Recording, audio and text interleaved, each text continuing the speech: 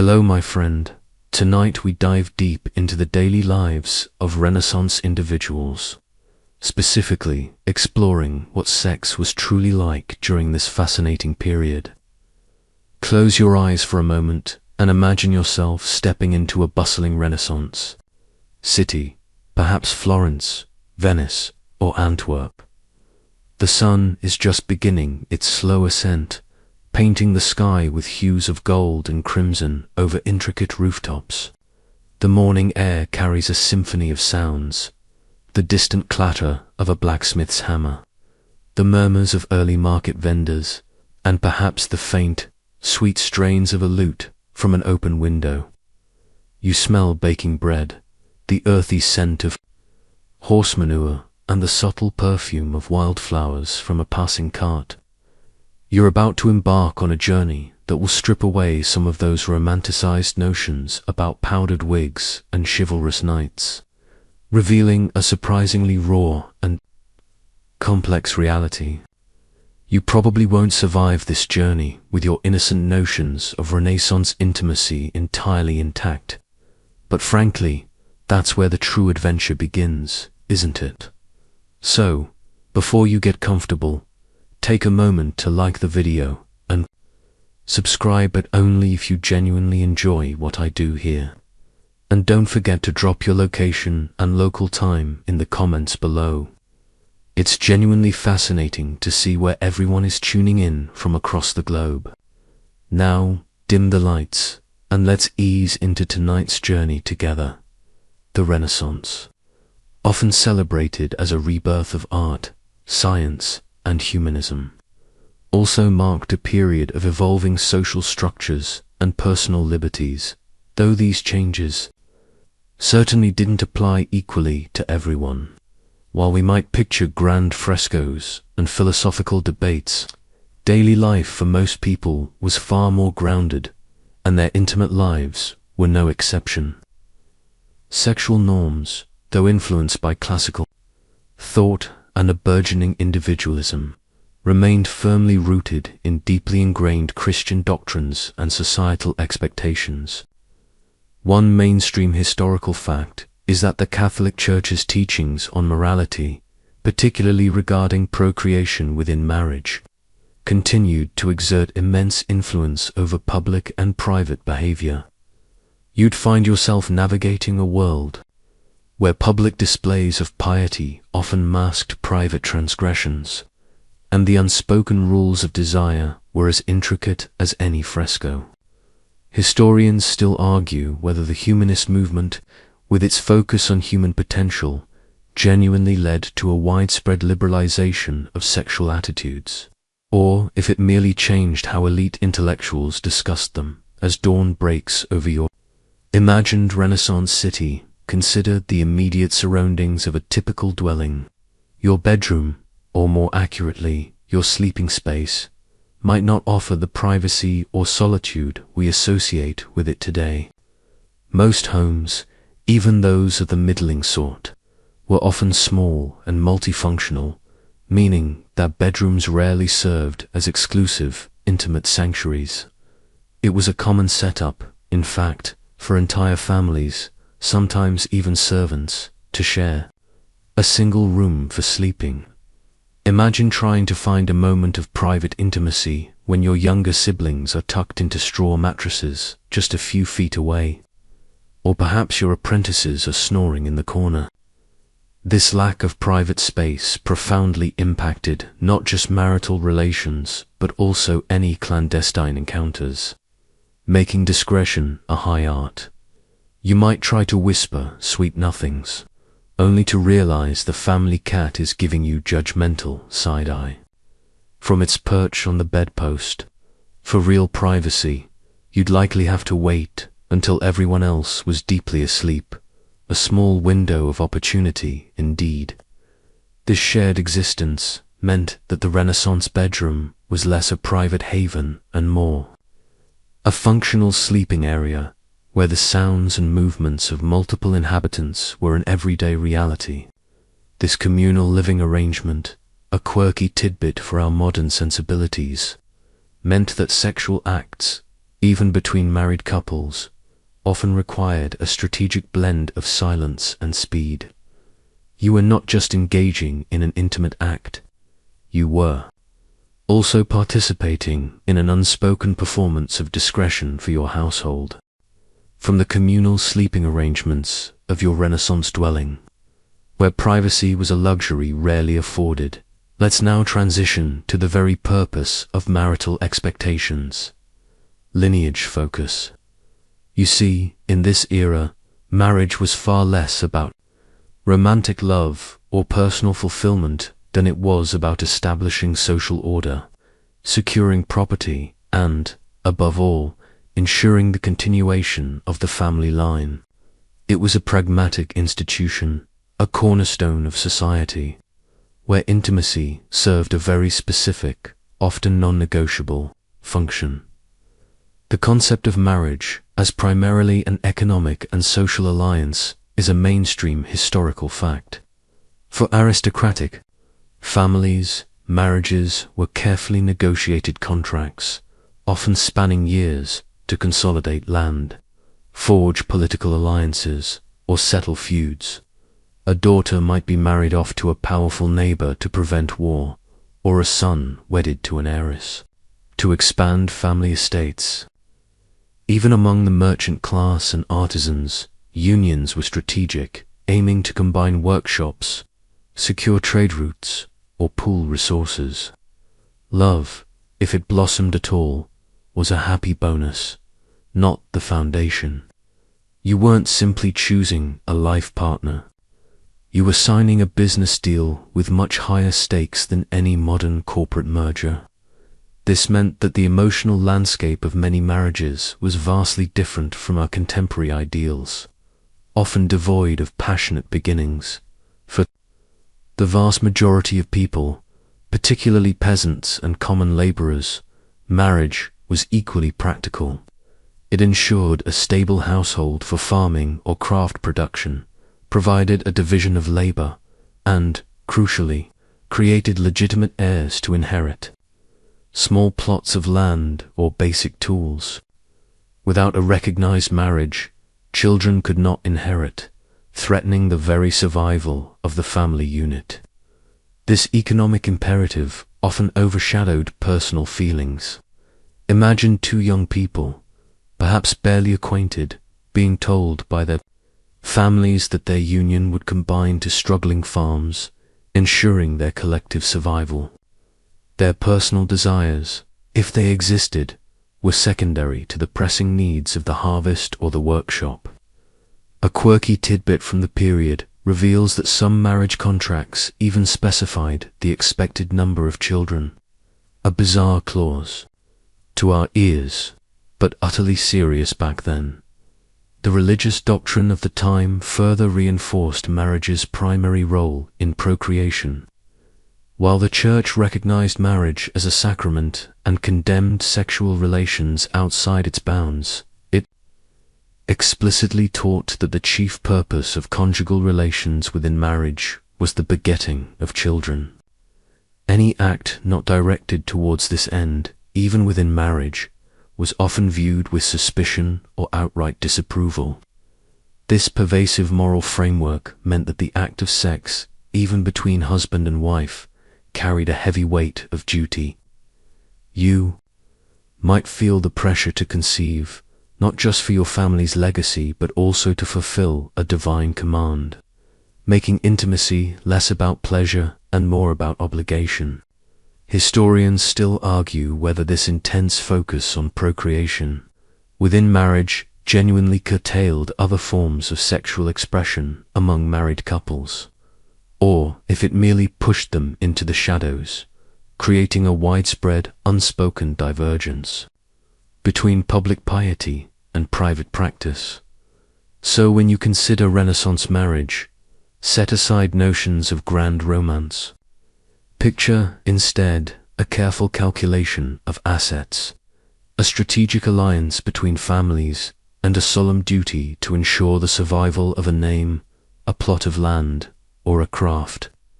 The intimate lives within these unions were often shaped by these external pressures, with the marital bed serving as the crucible for the next generation, rather than a sanctuary for personal passion. It was a tough job, but somebody had to do it, preferably multiple times, for a large family. From the calculated foundations of Renaissance marriage, where lineage and property reigned supreme, let's now delve deeper into conjugal relations. Duty, not passion. You see, the actual intimate acts within marriage were often viewed through a lens of obligation and procreation rather than fervent desire, shaping a distinctly pragmatic approach to marital sexuality. The primary purpose of sexual intercourse within marriage was, as a mainstream historical fact, considered to be procreation. The Church's teachings were unequivocal on this point. The marital bed was primarily for begetting children, ensuring the continuation of families and the propagation of the human race. Any sexual act not aimed at this sacred purpose was often deemed sinful, even within the confines of marriage. This meant that for many couples, sex was less about shared pleasure and more about fulfilling a divine and societal duty. Imagine the pressure to perform, not for enjoyment, but for the sake of an heir, transforming an intimate moment into a weighty responsibility. You might find yourself dreading the act, especially if previous attempts had been fruitless, turning what should be a connecting experience into a source of anxiety. It was a bit like an ancient, very personal breeding program. This emphasis on procreation often meant that the frequency of conjugal relations might have been far less than we assume today. For peasant farmers or busy artisans, physical exhaustion from relentless labor would have limited opportunities and energy for frequent intimacy.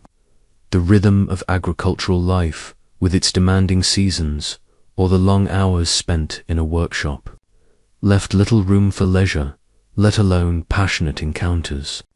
Furthermore, religious calendars heavily influenced daily life, with numerous fast days, feast days, and periods of abstinence like Lent or Advent when sexual activity was strongly discouraged, if not forbidden. A quirky tidbit is that some theologians even debated the correct positions for intercourse, favoring those believed to be most conducive to conception, which, to our modern minds, sounds more like an anatomy lesson than a moment of intimacy. The lack of privacy, which we touched upon earlier, also played a significant role in shaping conjugal relations. With entire families often sharing a single room, discretion was paramount. This practical constraint likely led to quick, perhaps perfunctory, encounters, conducted in the dark and silence to avoid disturbing others. The idea of lingering, passionate lovemaking was a luxury few could afford, both in terms of time and space. You'd probably find yourself thinking, quick, before little Bartholomew starts sleep-talking about his goat. This constant awareness of potential observers undoubtedly stifled spontaneity and prolonged intimacy, making marital sex a duty to be performed rather than a pleasure to be savored. Historians still argue whether the Church's strictures against non-procreative sex, even within marriage, were widely adhered to by the common populace, or if they represented an ideal that few could or truly wished to meet. It's plausible that many couples simply found ways to navigate these rules, prioritizing their own needs and affections when possible, perhaps under the cloak of darkness and silence.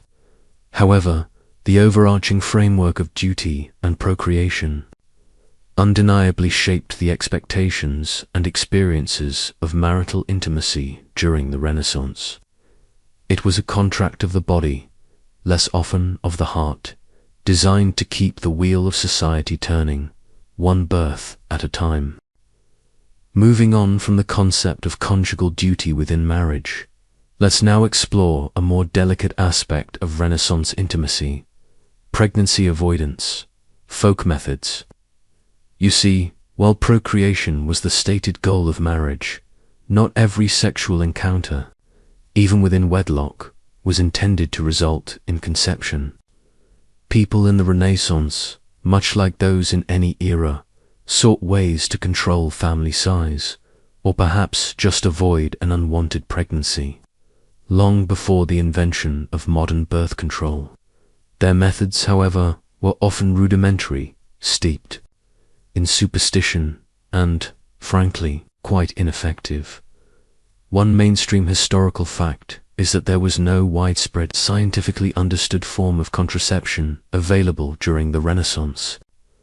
Unlike today, where you can pop a pill or choose from various reliable options, couples back then relied on a mix of folk wisdom, herbal remedies, and rather desperate measures.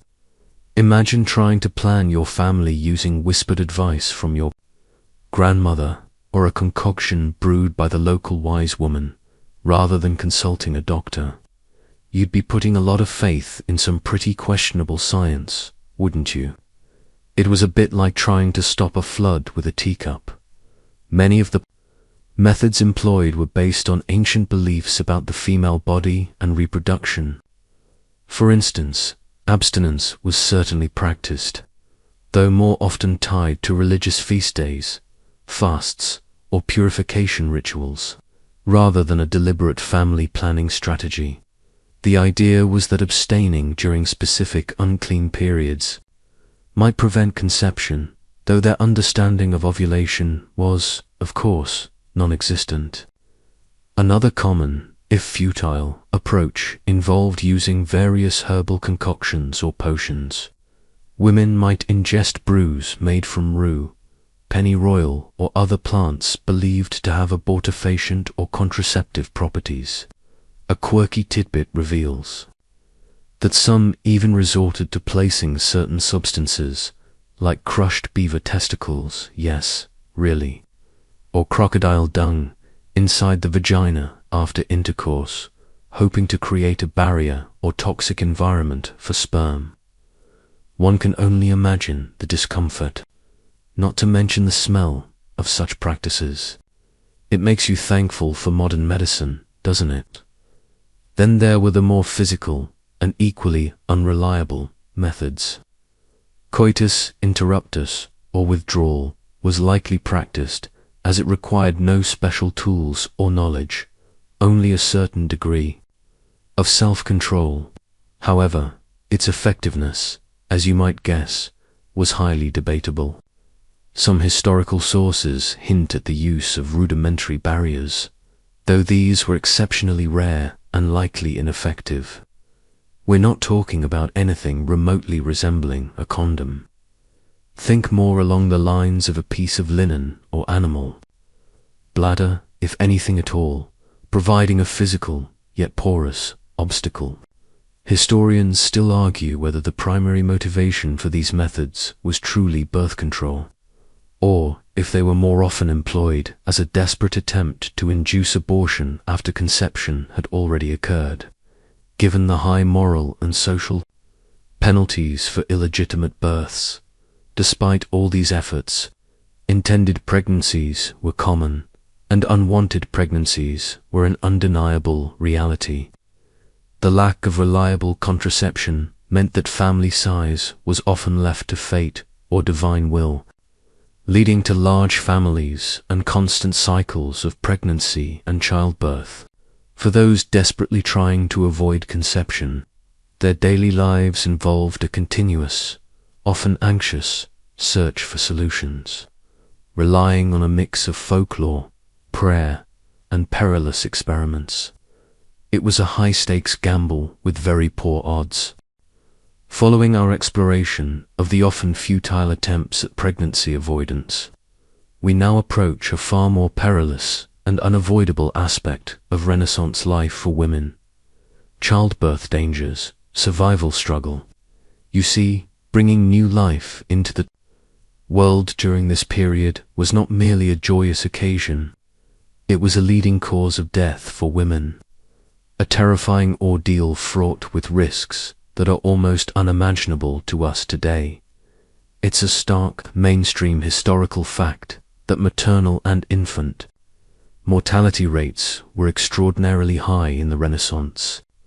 While we might celebrate the birth of a new prince or a merchant's heir, the reality for countless mothers was a battle for their very lives. Imagine preparing for an event that carried a significant chance of killing you, not in some distant battle, but in your own bed. You wouldn't just be packing swaddling clothes. You'd be making your will, just in case. It was, in many ways, the ultimate gamble for women. With the highest possible stakes, the medical knowledge surrounding childbirth was rudimentary at best, and often based on ancient theories rather than practical understanding of anatomy or sterile practices. Midwives, usually older women with experience but no formal training, attended most births. While some were skilled and compassionate, their tools were simple, their understanding of complications limited, and their environment far from sterile. Deliveries often took place in cramped, unhygienic homes, increasing the risk of infection. A quirky tidbit is that some birthing rooms were adorned with birthing girdles or religious amulets, believed to ward off evil spirits or ease pain, which, unfortunately, did little to help with a breech birth or postpartum hemorrhage. You might find yourself clutching a saint's relic, praying for divine intervention as the pain became unbearable. Knowing that earthly remedies were few, complications during labor, such as prolonged or obstructed birth, excessive bleeding, hemorrhage, or puerperal, fever, infection after childbirth, were terrifyingly common and almost invariably fatal. Without the ability to perform caesarean sections unless the mother was already dead, to save the infant, administer blood transfusions, or use antibiotics, doctors and midwives were powerless against these threats. The pain of labor itself was immense, often unrelieved by any effective analgesics, beyond perhaps some herbal teas or a prayer. You would hear the cries of women in labor echoing through the thin walls of houses, a common yet always horrifying sound in any Renaissance neighborhood, a grim lullaby for the living. Historians still argue whether the widespread belief in divine will, which often attributed successful births to God's grace and difficult ones to sin, served as a psychological comfort for women facing such peril, or if it merely compounded their suffering by adding moral guilt to physical agony. Regardless, the constant threat of death during childbirth profoundly shaped women's lives and their views on sexuality and family. Every pregnancy was a venture into the unknown, every birth a triumph over immense odds, and every child a miraculous survivor. This shared, terrifying experience bound women together in a unique way, even as it underscored their fundamental vulnerability in a world where life was both fragile and fiercely fought for. It reminds us that while the Renaissance gifted us masterpieces, it also presented life or death struggles in the most intimate of human moments. Having navigated the treacherous waters of childbirth, where life hung by a thread, let's now turn to a more persistent and often unspoken challenge within Renaissance relationships: infidelity, widespread secret lives. You see, despite the strict moral codes and the Church's condemnation of adultery, extramarital affairs were remarkably common, a pervasive undercurrent of desire and transgression that rippled beneath the surface of seemingly pious societies. It's a mainstream historical fact that adultery was a serious sin in the eyes of the Church and a crime in many secular legal codes, carrying penalties that could range from public humiliation to fines, and even, in extreme cases, imprisonment or corporal punishment. For women, the consequences were often far more severe, including potential repudiation by their husbands, loss of dowry, or social ruin. Yet, the records are rife with cases of individuals, from the highest nobility to the humblest artisans, engaging in illicit affairs. Imagine living in a world where your marriage was a public contract, but your heart, or perhaps your body, yearned for someone else. You'd be living a double life, constantly aware of the risks. A secret as heavy as any lead-lined chest. The motivations for infidelity were as varied as human nature itself.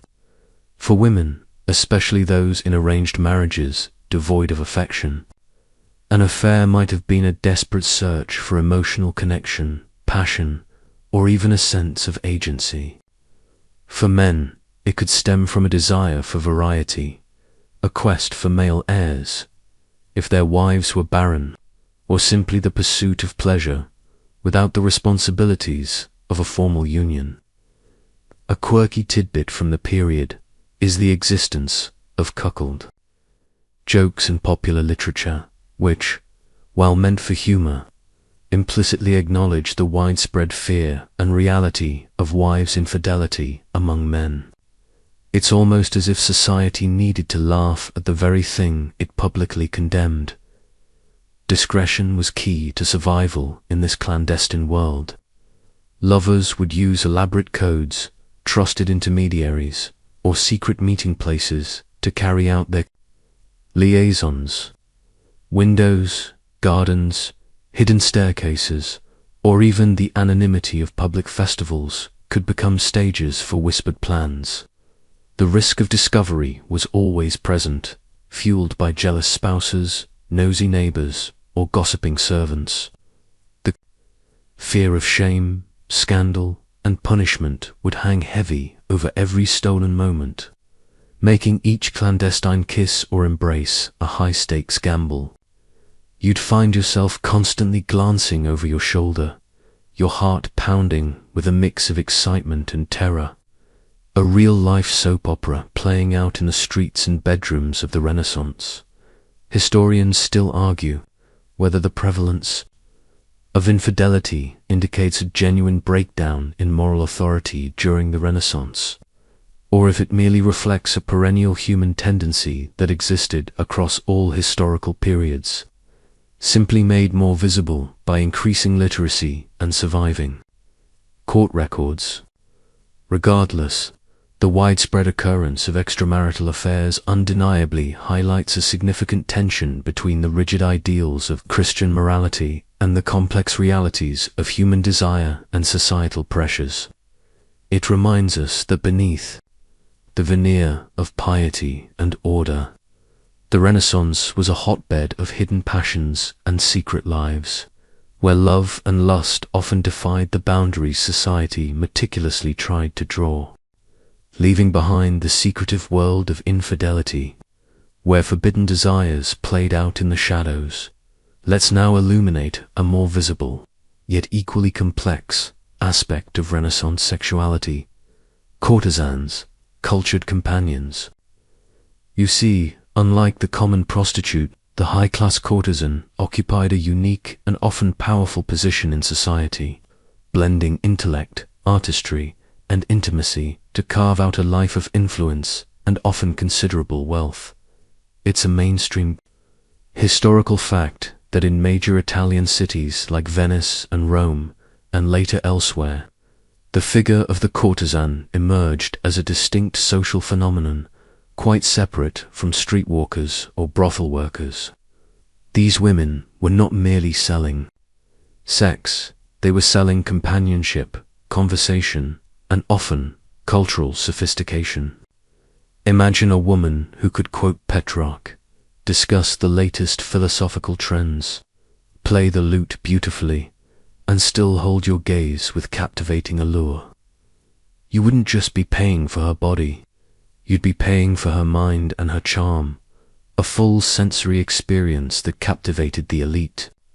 It was like having a personal Renaissance intellectual who also happened to be incredibly beautiful and available. The education and accomplishments of these courtesans were often extraordinary, surpassing those of many respectable married women of the time. They frequently received training in music, poetry, languages including Latin and Greek, and the art of conversation, making them desirable companions for powerful men, cardinals, princes, wealthy merchants, and celebrated artists. These relationships could last for years, sometimes even decades, involving complex emotional bonds and mutual respect. Despite the underlying transactional nature, a quirky tidbit is that some courtesans became muses for famous painters and poets, their beauty and intellect inspiring masterpieces, forever immortalized in art, while their less fortunate counterparts remained anonymous. You might find yourself at a lavish banquet, observing a courtesan holding court, effortlessly charming a room full of powerful men, a testament to her unique blend of wit and grace. Their independence, though precarious, was also remarkable for the era. Unlike married women, who were legally and economically dependent on their husbands, courtesans often managed their own finances, owned property, and lived in luxurious homes. They could amass significant fortunes, build impressive art collections, and exert political influence through their connections. However, this freedom came at a price. They operated outside the bounds of marriage and legitimacy, always vulnerable to shifting political fortunes, moral crusades, or the whims of powerful patrons. Their status was a constant balancing act, navigating the fine line between admiration and condemnation. Historians still argue whether the courtesans represented a form of proto-feminism, demonstrating female agency and power in a patriarchal society, or if they were ultimately just a more elevated form of exploitation, still fundamentally dependent on male patronage for their existence. So when you think of Renaissance courtesans, don't just picture a woman of ill repute. Instead, imagine a complex, multi-talented individual, often educated beyond the norm, who leveraged her charm, intelligence, and beauty to navigate a challenging social landscape. Her life was a blend of luxury and insecurity, a testament to the fact that even in a highly restrictive society, some women found unconventional paths to influence and a measure of independence, using their wit as much as their beauty to survive and, sometimes, to thrive. It was certainly a lot more than just a quick exchange of coin, wasn't it? Shifting from the gilded cages and intellectual salons of the elite courtesans, let's now descend to a far more common, and often brutal, reality of Renaissance sexuality: common prostitutes, urban presence. You see, while courtesans catered to the highest echelons, the vast majority of men seeking paid sexual services turned to a much larger, more diverse, and significantly more vulnerable population of women who formed an undeniable part of every Renaissance city's daily fabric. It's a mainstream historical fact that prostitution, in various forms, was widespread and visible in virtually every major urban center across Renaissance Europe. Whether in designated red light districts, specific brothels, or operating more independently on the streets, these women were an omnipresent, if often scorned, feature of city life. Imagine strolling through the bustling streets of Rome or London, past the grand churches and vibrant markets, and encountering women openly soliciting passers-by, their attire often mandated by law to identify them. You couldn't avoid their presence, even if you tried to avert your gaze. They were as much a part of the urban landscape as the hawkers and beggars, a constant reminder of both human need and desperation. The lives of these common prostitutes were starkly different from their high-class counterparts. They were rarely educated, lived in poverty, and often lacked any real protection from exploitation or violence. For many, entering prostitution was not a choice born of ambition, but a desperate last resort to survive.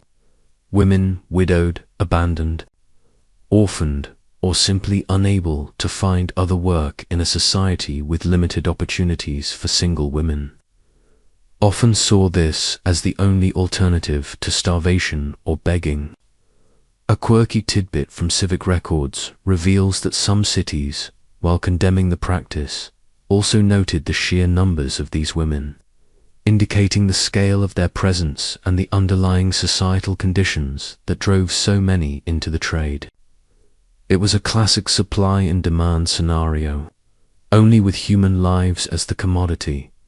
Their daily grind was relentlessly harsh. They faced constant exposure to disease, violence from clients or street gangs, and exploitation from brothel madams, or pimps who controlled their earnings. They often lived in cramped, unhygienic conditions, and their bodies bore the brunt of their arduous profession. The social stigma attached to them was profound and inescapable. They were often denied Christian burial, subjected to public shaming, and denied basic legal rights afforded to other citizens.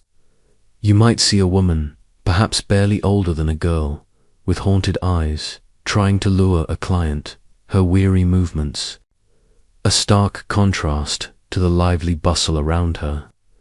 It was a life lived on the edge. Every day a struggle for survival. Historians still argue whether the widespread presence of common prostitution served as a safety valve for medieval society, channeling male sexual desires into a regulated outlet and thereby supposedly protecting respectable women from assault.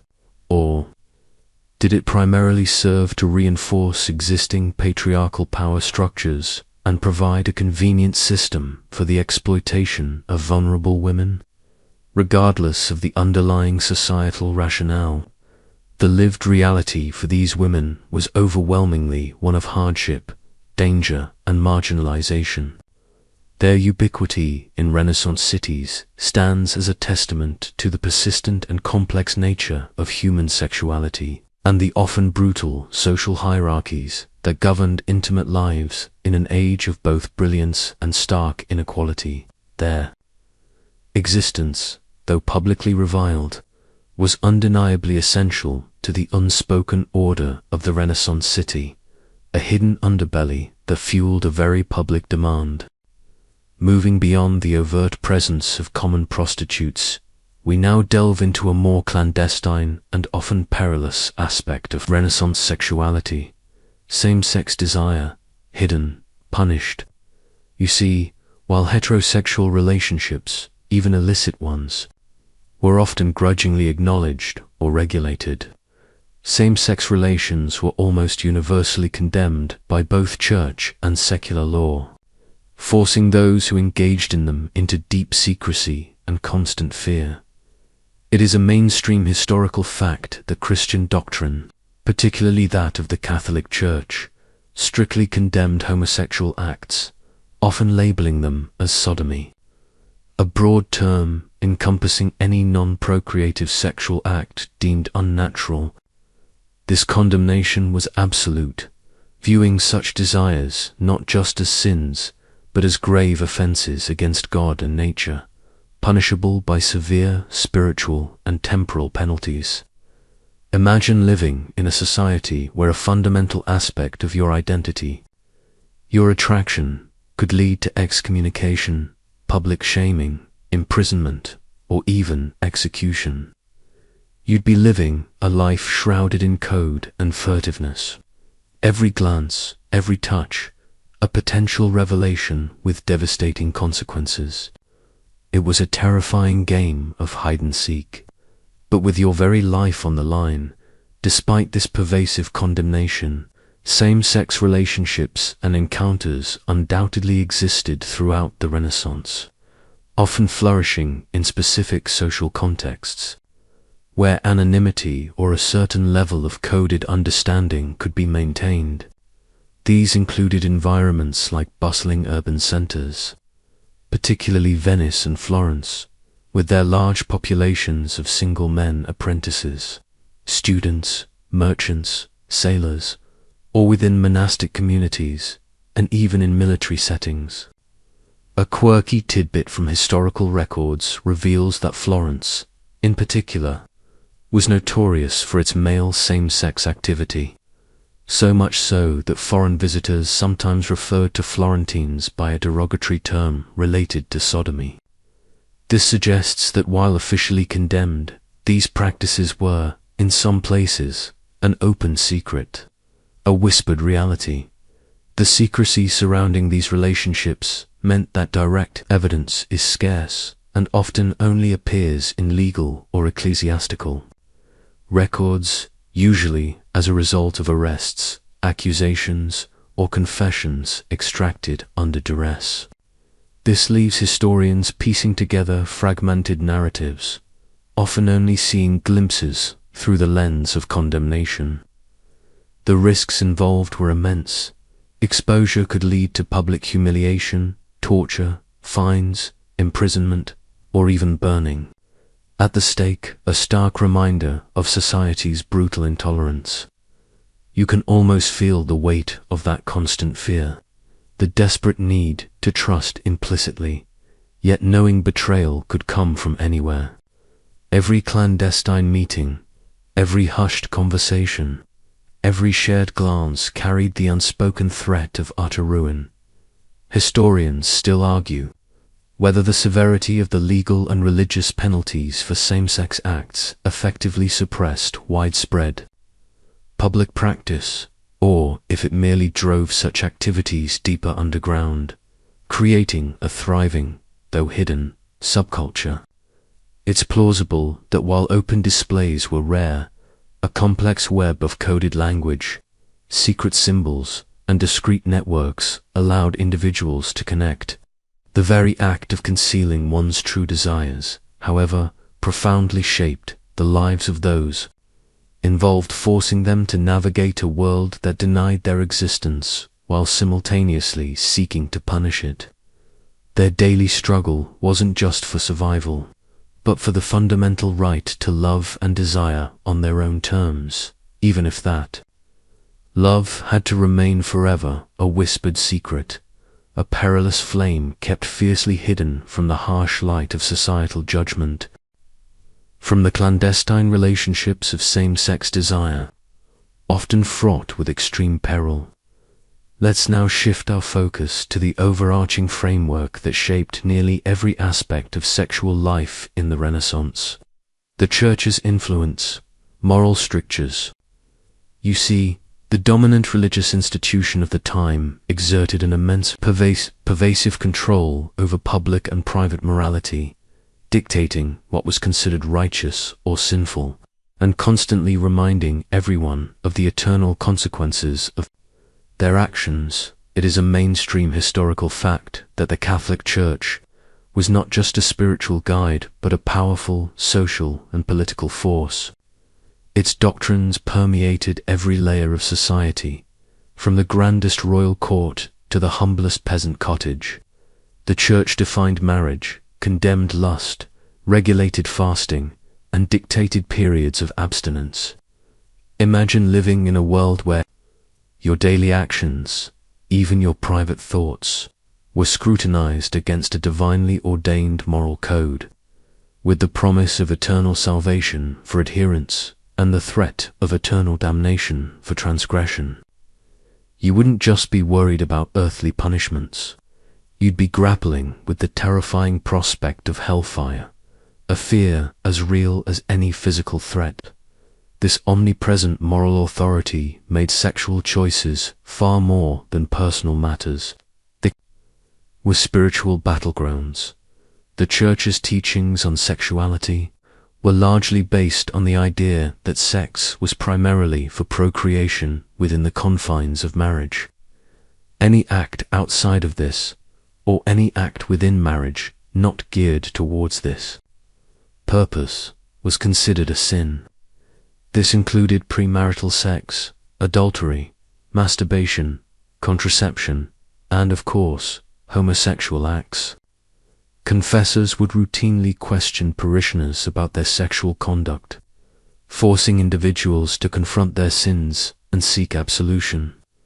A quirky tidbit is that confessional manuals from the period went into excruciating detail about various sexual acts and their precise levels of sinfulness, almost like a medieval checklist for damnation. You might find yourself squirming in the confessional booth, trying to articulate a transgression without giving away too much, knowing that your eternal soul literally hung in the balance. The power of the Church to enforce these strictures was formidable. Beyond the spiritual penalties like excommunication, there were often very real, temporal consequences. Ecclesiastical courts could levy fines, impose public penances like wearing specific garments or making public confessions, or even hand over offenders to secular authorities for harsher punishment. The fear of social ostracism, judgment from neighbors, and the very real prospect of divine retribution kept many individuals, at least outwardly, in line with church teachings. Even if you secretly yearned for forbidden pleasures, the specter of hell and public disgrace would loom large, acting as a powerful deterrent. Historians still argue whether the Church's intense focus on sexual morality, particularly its condemnation of pleasure for pleasure's sake, led to a more repressed and guilt-ridden society, or if it merely set an unattainable ideal that most people routinely sidestepped in their private lives. It's plausible that a significant gap existed between official doctrine and actual practice, with individuals finding ways to reconcile their desires with their faith, perhaps through sincere repentance or simply selective interpretation of the rules. Nevertheless, the pervasive influence of the Church on sexual matters was undeniable, shaping perceptions, dictating norms, and casting a long shadow over the intimate lives of Renaissance men and women. Their daily existence was a constant negotiation between earthly desires and heavenly commands, a challenging tightrope walk over the fires of sin. Stepping away from the pervasive moral compass of the Church, let's now consider how Renaissance people actually understood the very mechanisms of their own bodies, particularly concerning sex and reproduction, body knowledge, ancient theories. You see, their understanding of human anatomy and physiology, while beginning to evolve, was still heavily rooted in classical Greek and Roman texts, often leading to curious and sometimes wildly inaccurate beliefs about intimate functions. It's a mainstream historical fact that medical knowledge in the Renaissance, though witnessing a resurgence of classical learning, still largely adhered to the theories of ancient physicians like Galen and Hippocrates. Their understanding of the human body was based on the concept of humors for primary fluids: blood, phlegm, yellow bile, and black bile, whose balance was believed to determine health and temperament. Sexual activity, therefore, was often viewed through this humoral lens, impacting beliefs about its purpose, benefits, and dangers. Imagine trying to explain conception to someone who believes that a woman's orgasm is necessary to draw in the male seed, or that too much sexual activity could deplete vital bodily fluids. You'd be starting from a very different baseline than modern biology provides. The specifics of reproduction were particularly shrouded in mystery and misinterpretation. While the male role in providing seed was understood, the female contribution was often conceptualized as merely a fertile soil or a passive recipient. There was no understanding of ovulation, eggs, or the precise mechanics of fertilization. A quirky tidbit is the persistent belief in the concept of the wandering womb, the idea that a woman's uterus could move freely within her body, causing various ailments if it became displaced, sometimes even thought to cause symptoms like hysteria. This rather fantastical notion impacted beliefs about female health and sexuality, leading to all sorts of strange diagnostic and therapeutic approaches. You might be told your fainting spells were due to your womb being restless, rather than, say, poor nutrition or a simple faint. A rather creative explanation for a physiological event. Sexual health, too, was understood through this ancient framework. The balance of humors was thought to influence sexual desire and performance. Too much heat or cold, or an imbalance of fluids, could lead to a lack of libido or impotence. Remedies for sexual ailments often involve diet changes, specific herbal concoctions, or even bloodletting, all aimed at restoring humoral balance. The idea that sexual activity itself had specific health benefits or detriments was also prevalent. Some physicians believed moderate sexual activity was good for expelling excess humors, while excessive indulgence was seen as debilitating, draining the body of its vital spirit and leading to weakness or illness. Historians still argue whether the slow adoption of new anatomical knowledge, especially from dissections, genuinely impacted popular understanding of the body, or if the ancient theories of humors continued to dominate everyday medical thought for centuries, particularly regarding intimate matters. It's plausible that while elite scholars began to challenge Galen, the common person's understanding of their own sexuality remained largely rooted in traditional, often superstitious, beliefs. Their daily lives, therefore, were guided by a mixture of practical experience and ancient medical lore, making the intricacies of their own bodies a constant source of wonder, speculation, and sometimes profound misunderstanding.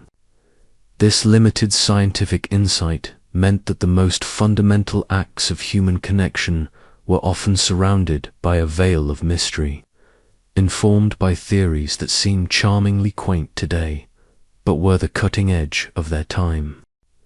Having explored the rudimentary understanding of the human body and its functions, let's now delve into a more tangible aspect of Renaissance daily life that directly impacted intimacy, personal hygiene, daily habits.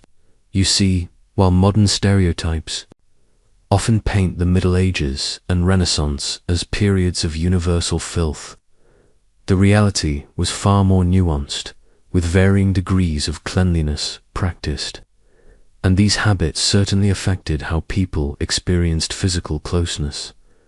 It's a mainstream historical fact that public baths, inherited from Roman traditions, were still present in some Renaissance cities, especially in Italy, though their popularity waned in certain regions due to concerns about disease spread like syphilis or moral laxity.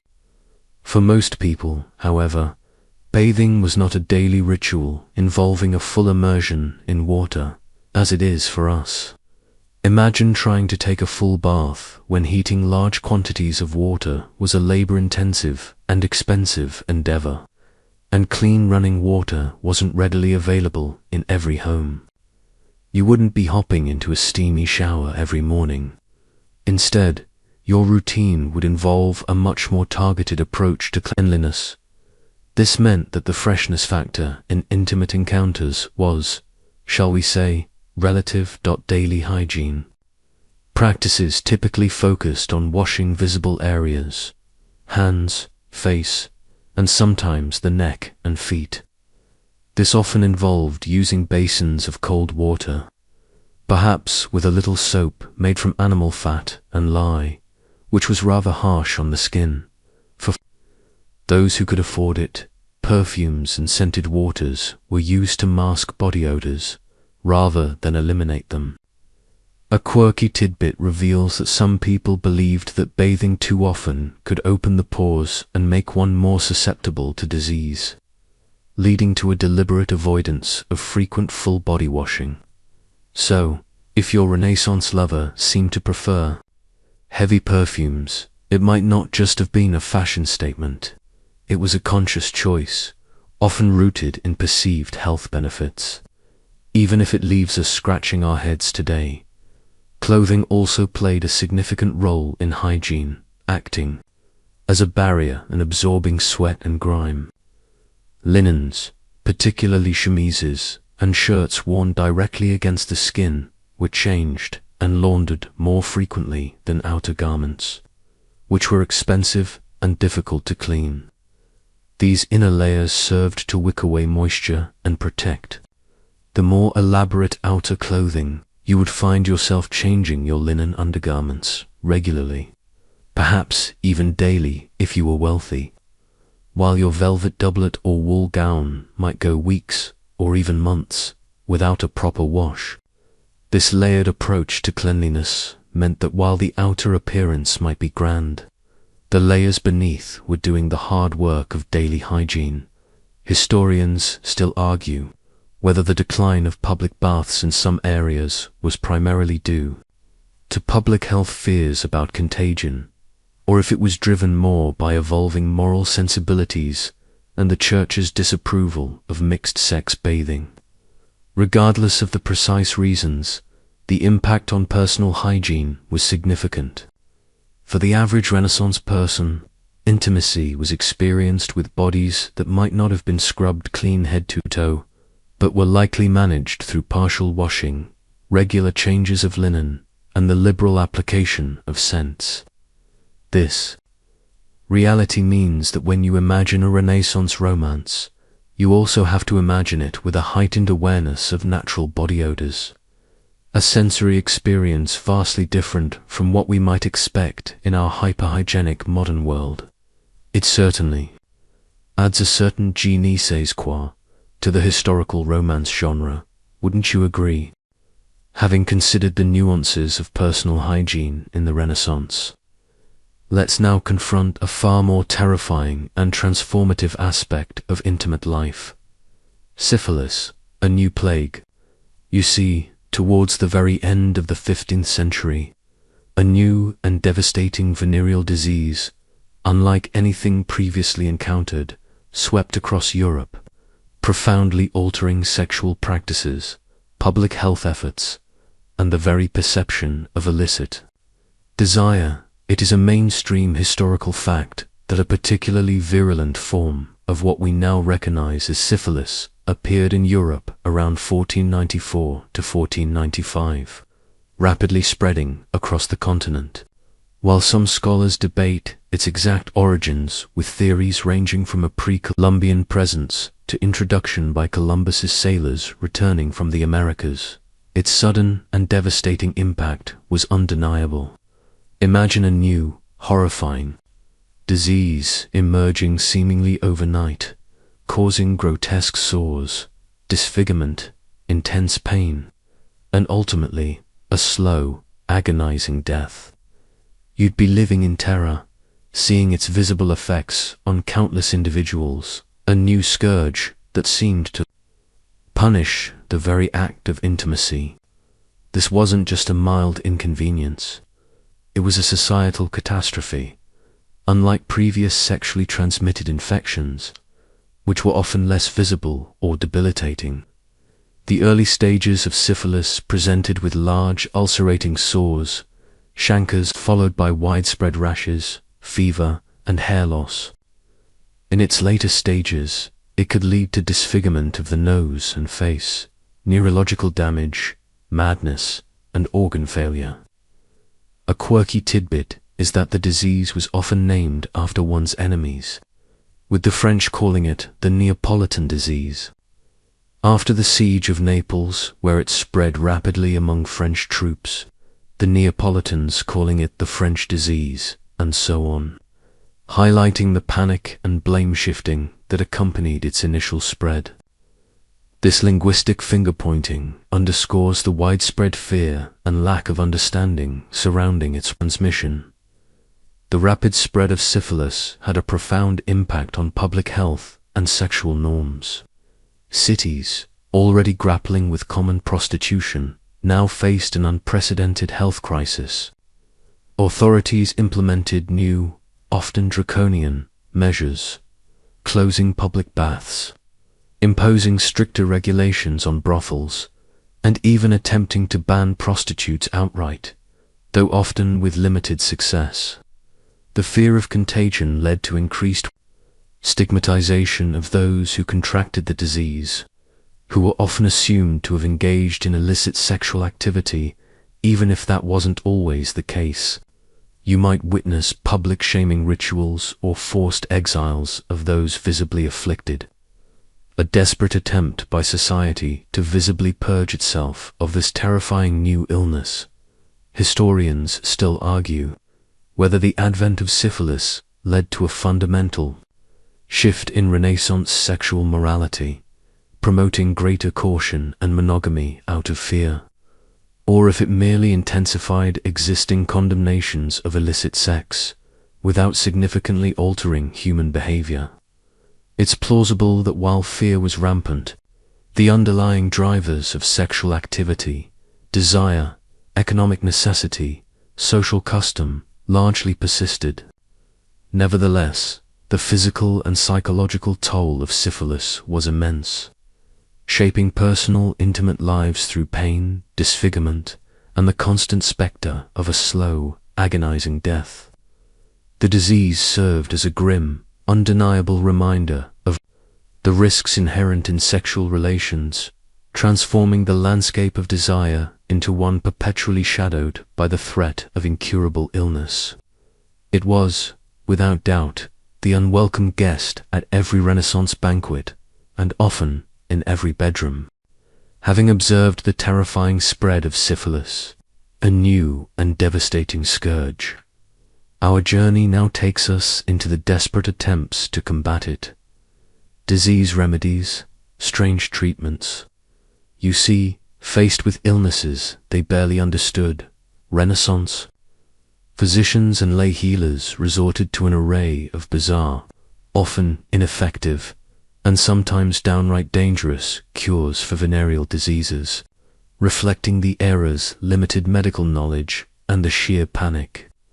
These ailments induced the medical landscape of the Renaissance, while experiencing a revival of classical texts, still operated largely without the benefit of germ theory, antibiotics, or truly effective diagnostic tools.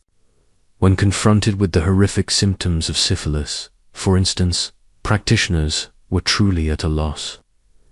Imagine visiting a doctor who believes your disease is caused by an imbalance of internal humors or a cosmic alignment, rather than a microscopic bacterium.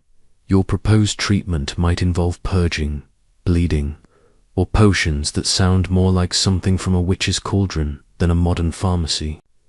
It's a stark reminder that even the most educated minds of the era were essentially working in the dark, leading to a trial and error approach where the error part often proved fatal. One common, though notoriously dangerous treatment involved mercury. Yes, you heard that right, the highly toxic heavy metal.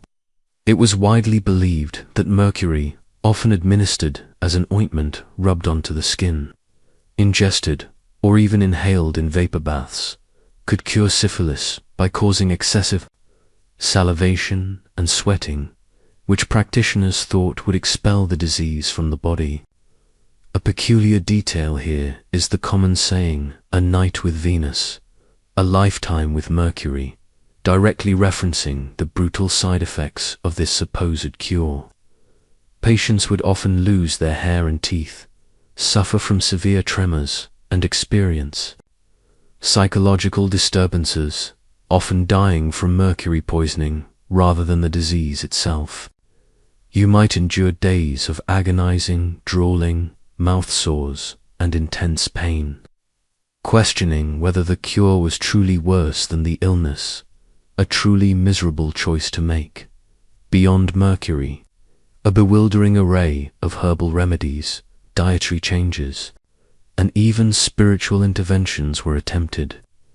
Patients might be prescribed concoctions of sarsaparilla guaiacum wood, or other exotic plants newly arriving from the Americas, often at exorbitant prices, simply because they were new and thus perceived as potent. Some believed that specific foods could help, or that fasting and prayer would appease divine wrath, which many saw as the ultimate cause of such afflictions. It was like a giant, very unscientific experiment, where every new suggestion, no matter how outlandish, was given a try in the desperate hope of relief. Historians still argue whether some of these herbal remedies offered any genuine, albeit minor, relief for symptoms, or if their perceived effectiveness was purely psychosomatic. A testament to the power of belief in a hopeless situation, the search for effective treatments also highlights the social and economic disparities of the time. The wealthy might afford expensive, exotic remedies and prolonged treatments, however dubious. The poor, however, were often left to suffer, with no access to even these questionable interventions.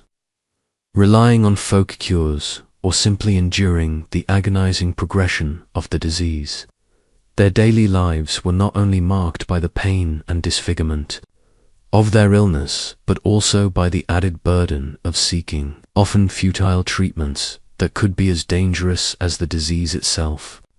This desperate quest for a cure, marked by strange concoctions and toxic substances, underscores the profound vulnerability of Renaissance individuals to forces they could neither comprehend nor control, making intimacy a terrifying gamble not just with social standing, but with one's very life and sanity. Having witnessed the grim attempts at treating venereal diseases, our journey now turns to a different form of management: brothel regulation, municipal control. You see, rather than eradicating prostitution entirely, many Renaissance cities, often driven by pragmatic concerns, chose to formally acknowledge, license, and even directly operate brothels, transforming a morally condemned activity into a regulated civic enterprise. A fundamental aspect of urban life in the Renaissance was the often contradictory stance taken by city authorities towards prostitution.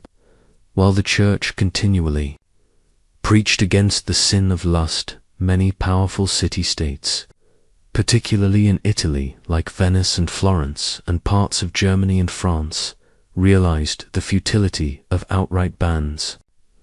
A widely accepted historical practice was to regulate prostitution, believing it served as a necessary evil, a way to contain illicit desires, prevent more serious sexual crimes like rape against honest women, and provide an outlet for soldiers, merchants, and unmarried men.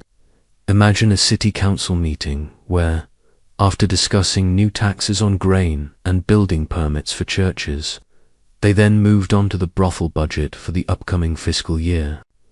It's a fascinating blend of piety and profound pragmatism, isn't it? These municipal brothels, often known as stews or bordels, were frequently purpose-built structures, sometimes large and imposing, and were almost always located in designated districts or on the outskirts of the city. This physical segregation aimed to keep the vice contained and away from residential areas considered respectable. The city council would often appoint a brothel master or madam, a salaried official, responsible for running the establishment, ensuring order, and collecting fees. This individual acted as the direct link between the working women and the city's administration. You might observe a city official making his weekly rounds, not to inspect a bakery, but to oversee the operations of the municipal brothel, ensuring everything was running smoothly and, crucially, profitably. The financial aspect of this regulation was significant. Cities derived substantial revenue from these licensed establishments through direct taxes on earnings, fixed rents for the buildings, or licensing fees. This money, however morally tainted, flowed directly into the city's coffers, contributing to public services, defense, or even grand architectural projects. A curious tidbit from some historical records shows these revenues itemized alongside other legitimate taxes, without any overt moral commentary, revealing how deeply integrated they became into urban economies. It was a bizarre, yet effective, way for the state to literally profit from sin, turning moral failings into civic improvements. Scholars today often debate whether municipal regulation of prostitution genuinely improved the safety and conditions for the women involved, or if it merely formalized their exploitation while providing a convenient revenue stream for the city. It's plausible that while official oversight might have offered a modicum of protection against individual violence, compared to unregulated street work, it also cemented the women's marginalized status and their financial dependency on the state. For the women working in these official brothels, their daily lives were a constant negotiation between the demands of their clients, the strictures of the madam, and the impersonal regulations of the city council, making them cogs in a system designed for the benefit of everyone but themselves. This state-sanctioned approach highlights the complex, often contradictory, relationship medieval and Renaissance societies had with sexuality, acknowledging its inevitability while attempting to control and profit from it. Beyond the formally regulated brothels and their designated districts, let's now explore the myriad other spaces where Renaissance sexual encounters, both illicit and discreet, frequently took place. Private venues, hidden encounters. You see, not all intimate liaisons were conducted in state-sanctioned establishments. A vast array of less formal locations, from public baths to private homes, served as the backdrop for sexual expression. Often far from official scrutiny, it's a widely acknowledged historical reality that public baths, while sometimes falling out of favor due to concerns about disease and morality, remained popular social hubs in many Renaissance cities, especially in places like Italy and parts of Eastern Europe. These baths weren't just for cleanliness. They were places for socializing, conducting business, and yes, often for sexual encounters. Imagine a steamy, bustling environment where men and women, often lightly clothed or even naked, mingled freely. The lines between hygiene, recreation, and illicit romance could easily blur in such settings, making them prime locations for discreet propositions. You might go for a relaxing soak, only to find yourself engaged in a whispered flirtation with a stranger. The warm, humid air making inhibitions melt away like snow in summer. Moving beyond public spaces, taverns and inns served as crucial informal venues for sexual commerce and private liaisons. These establishments, bustling with travelers, merchants, and local laborers, offered a degree of anonymity and a ready supply of both clients and potential partners.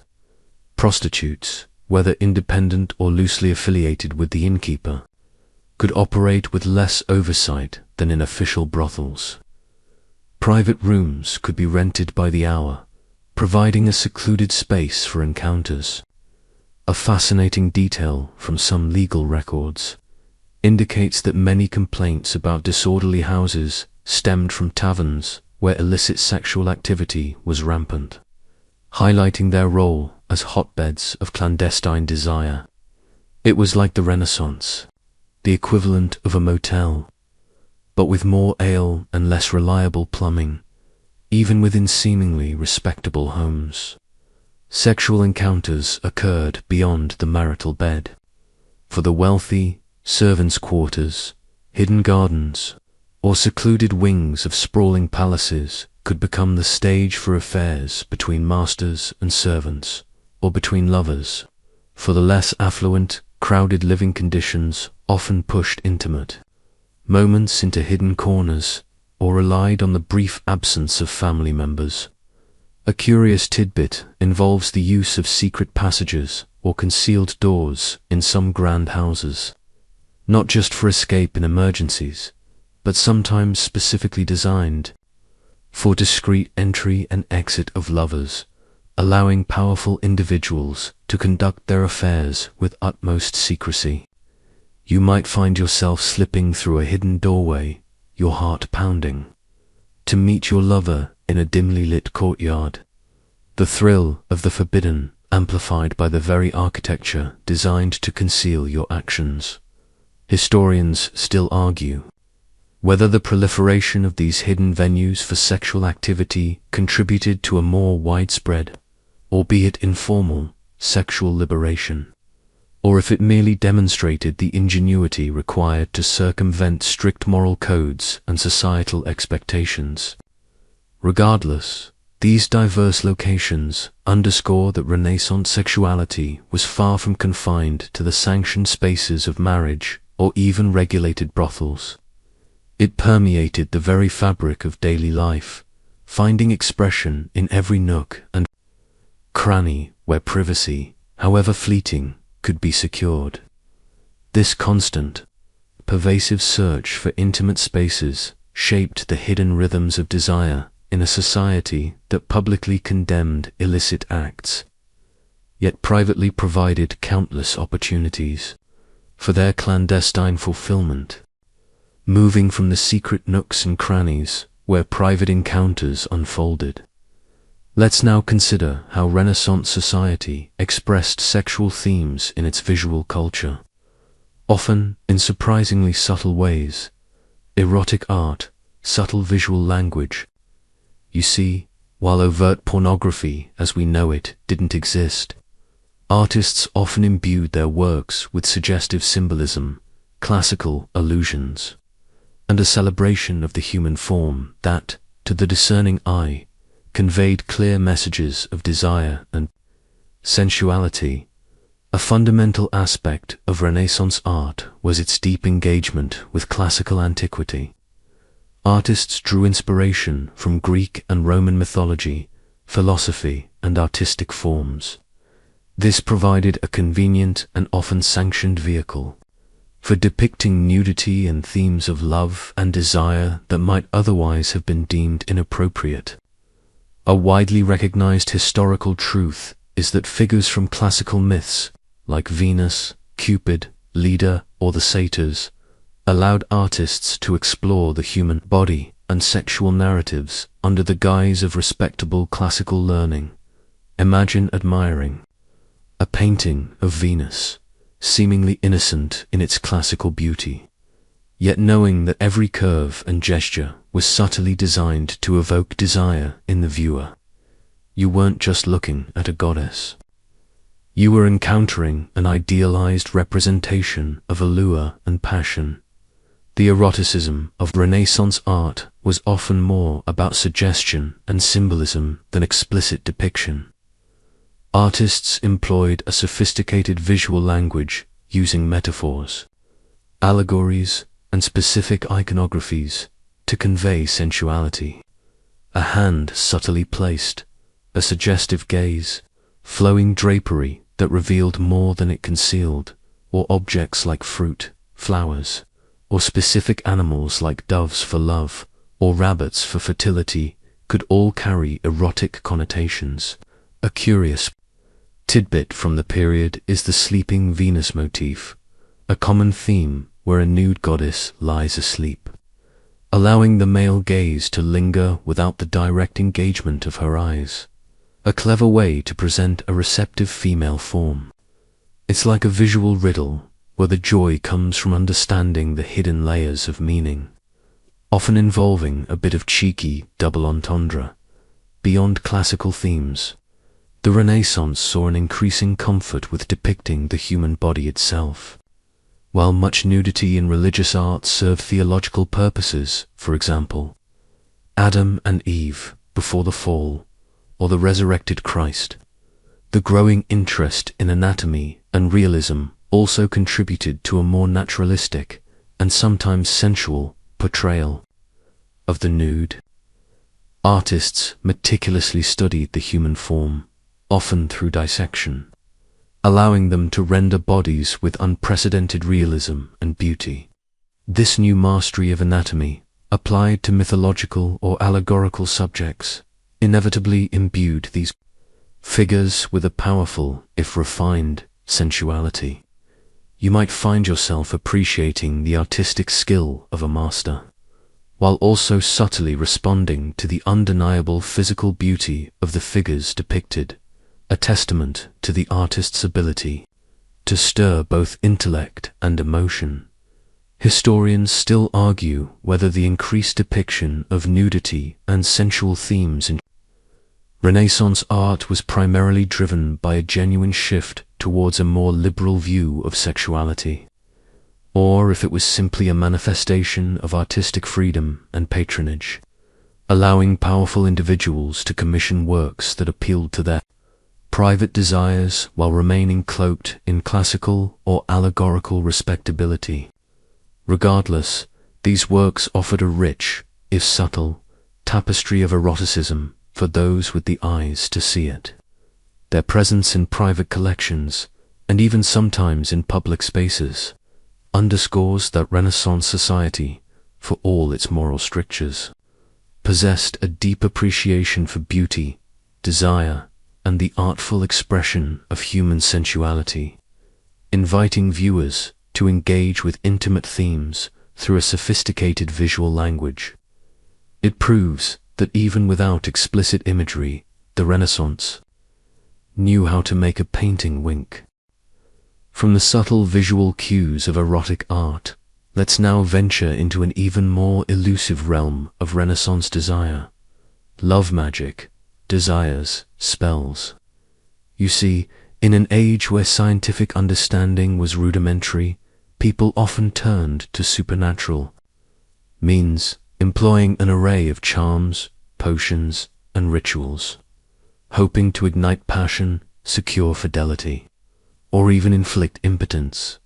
The belief in magic and its power to influence human emotions and actions was deeply embedded in Renaissance society, spanning all social classes. This wasn't just the domain of isolated witches.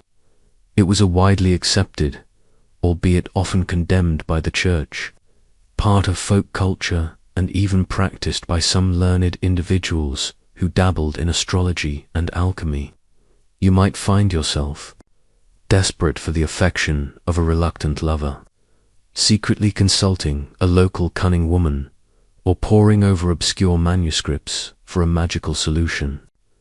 It was a time when the invisible forces were believed to be just as real, if not more so, than the tangible world, making magical intervention a logical step for matters of the heart. A common form of love magic involved potions and charms designed to evoke affection or lust. These concoctions could be made from a bewildering array of ingredients: herbs, animal parts, bodily fluids, or even pulverized human remains, often mixed with wine or food and secretly administered to the unsuspecting object of desire. A particularly unsettling, yet widely believed, method involved using menstrual blood or other bodily excretions in love philters. Based on sympathetic magic, the idea that like effects like imagine a suitor slipping a dubious liquid into your drink, hoping to make you fall madly in love, completely unaware of the bizarre ingredients. It makes you grateful for modern dating apps, doesn't it? Beyond potions, rituals and amulets were also popular. These might involve inscribing names on lead tablets, burning specific herbs while reciting incantations, or carrying charms made from particular stones or animal teeth. The goal was to manipulate destiny, to bend another's will, or to ensure fidelity. A curious detail reveals that some magical practices were designed not to attract love, but to prevent it, or specifically, to inflict sexual impotence upon a rival or an unfaithful spouse, often known as tying the knot. You might hear whispered tales of a man suddenly unable to perform, blamed on a jealous ex-lover's curse, a supernatural explanation for what we now understand as psychological or physical issues. Historians still argue whether the widespread belief in love magic primarily reflected a lack of understanding about human psychology and sexual attraction, or if it served as a powerful coping mechanism for individuals who felt powerless in matters of love and marriage, offering a sense of control in an unpredictable world. It's plausible that while these practices rarely achieve their intended results in a direct, magical sense, they provided psychological comfort or, conversely, intense anxiety for those who believed they were victims of such spells. Their daily lives were thus intertwined with these mystical beliefs, adding a layer of hidden ritual and secret hope or fear to the already complex landscape of Renaissance intimacy. This reliance on the supernatural to influence desire highlights the era's fascinating blend of nascent scientific inquiry and deeply entrenched superstition, where love, in all its forms, was sometimes seen as a force to be conjured rather than simply felt, leaving behind the realm of magical attempts to control desire. Let's now confront a far more brutal and pervasive reality of Renaissance intimate life: sexual violence, severe impunity. You see, in a society structured by rigid hierarchies and limited legal protections for the vulnerable, acts of sexual assault were tragically common, often went unpunished, and left their victims with profound, lasting trauma. The harsh truth is that Renaissance society, despite its artistic and intellectual brilliance, lacked the legal and social mechanisms to adequately protect individuals, particularly women, from sexual violence. This wasn't just an occasional occurrence. It was a deeply ingrained problem rooted in power imbalances. Imagine a world where a woman's testimony might be easily dismissed, where her honor was tied to her virginity, and where accusations of rape could bring more shame upon her than upon the perpetrator. You'd be navigating a legal system that often seemed designed to protect the powerful, leaving victims with little recourse. It was a terrifying reality, where personal safety was often a matter of circumstance rather than enshrined right. The concept of consent, as we understand it today, was largely absent or highly conditional. A woman's social status, her marital state, or her profession could significantly impact whether an assault was even recognized as a crime, let alone prosecuted effectively. For instance, a common prostitute or a servant girl would have virtually no legal standing against a powerful nobleman or a wealthy merchant who assaulted them. Their words simply carried no weight. A disturbing detail from court records reveals instances where victims were effectively put on trial themselves, scrutinized for their character, their attire, or their previous sexual history, rather than focusing solely on the actions of the accused. It makes your blood boil, doesn't it, to think of such injustice. Punishments for sexual assault, when they were meted out, varied wildly and were often disproportionately lenient, especially for high-status perpetrators. Fines, public penance, or short periods of imprisonment were more common than severe penalties, and powerful individuals could often escape justice through influence or bribes. For the victim, the long-term consequences were devastating: social ostracism, psychological trauma, potential pregnancy, and a ruined reputation that could forever limit their prospects for marriage or respectable employment. You might find yourself permanently marked by an act of violence, living with the unspoken shame and fear, knowing that the system had failed you completely. Scholarly examinations of this period often highlight that the societal tolerance for sexual violence was a direct reflection of patriarchal power structures, where women's bodies were often viewed as property, particularly belonging to men, fathers, husbands, or masters. The legal frameworks, rather than offering protection, frequently reinforced these power dynamics. It is plausible that, beneath the veneer of Christian morality, a grim reality of unchecked aggression persisted, especially in environments where power was concentrated and accountability was scarce. This dark undercurrent of violence profoundly shaped intimate relations, instilling a constant sense of vulnerability for many, and underscoring the stark reality that for countless individuals in the Renaissance, safety was an elusive dream, and justice a luxury rarely afforded. Their daily lives, therefore, were not just about managing desire, but often about navigating a world where their physical autonomy was under perpetual threat. Having confronted the grim reality of sexual violence, let's now turn our gaze to how Renaissance society, perhaps paradoxically, embraced and even celebrated the human form in a public, though often idealized, manner. Fashion's allure, revealing new styles. You see, alongside the moral strictures and the ever-present threat of disease, a vibrant culture of dress emerged that, while serving social status, also subtly, and sometimes overtly, highlighted sensuality and attraction. One significant aspect of Renaissance fashion was its increasing emphasis on the human silhouette, moving away from the more concealing drapery of earlier medieval periods. This was not just about aesthetics. It was a societal shift that allowed for a more public display of the body's form. Consider the intricate corsetry worn by women in some regions, designed to create a desirable hourglass figure, or the padded shoulders and narrow waists that emphasized a masculine physique for men.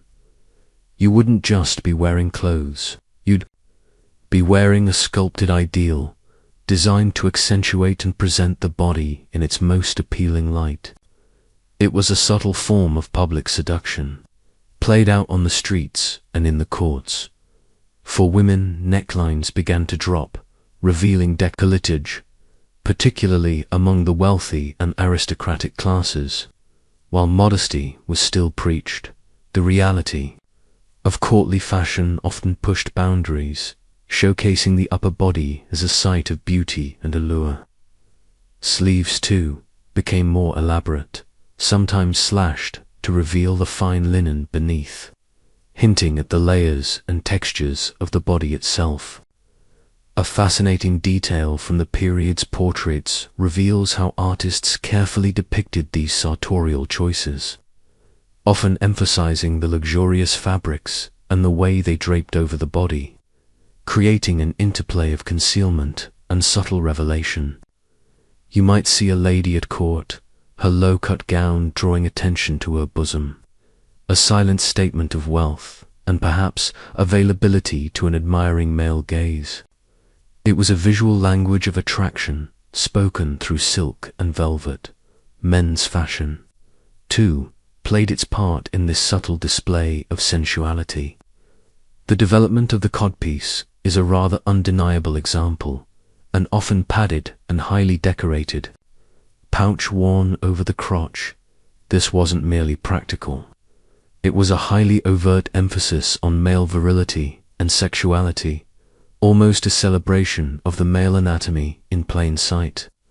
Think of a gentleman striding through the piazza, his codpiece proudly, and perhaps humorously, to our eyes proclaiming his masculinity.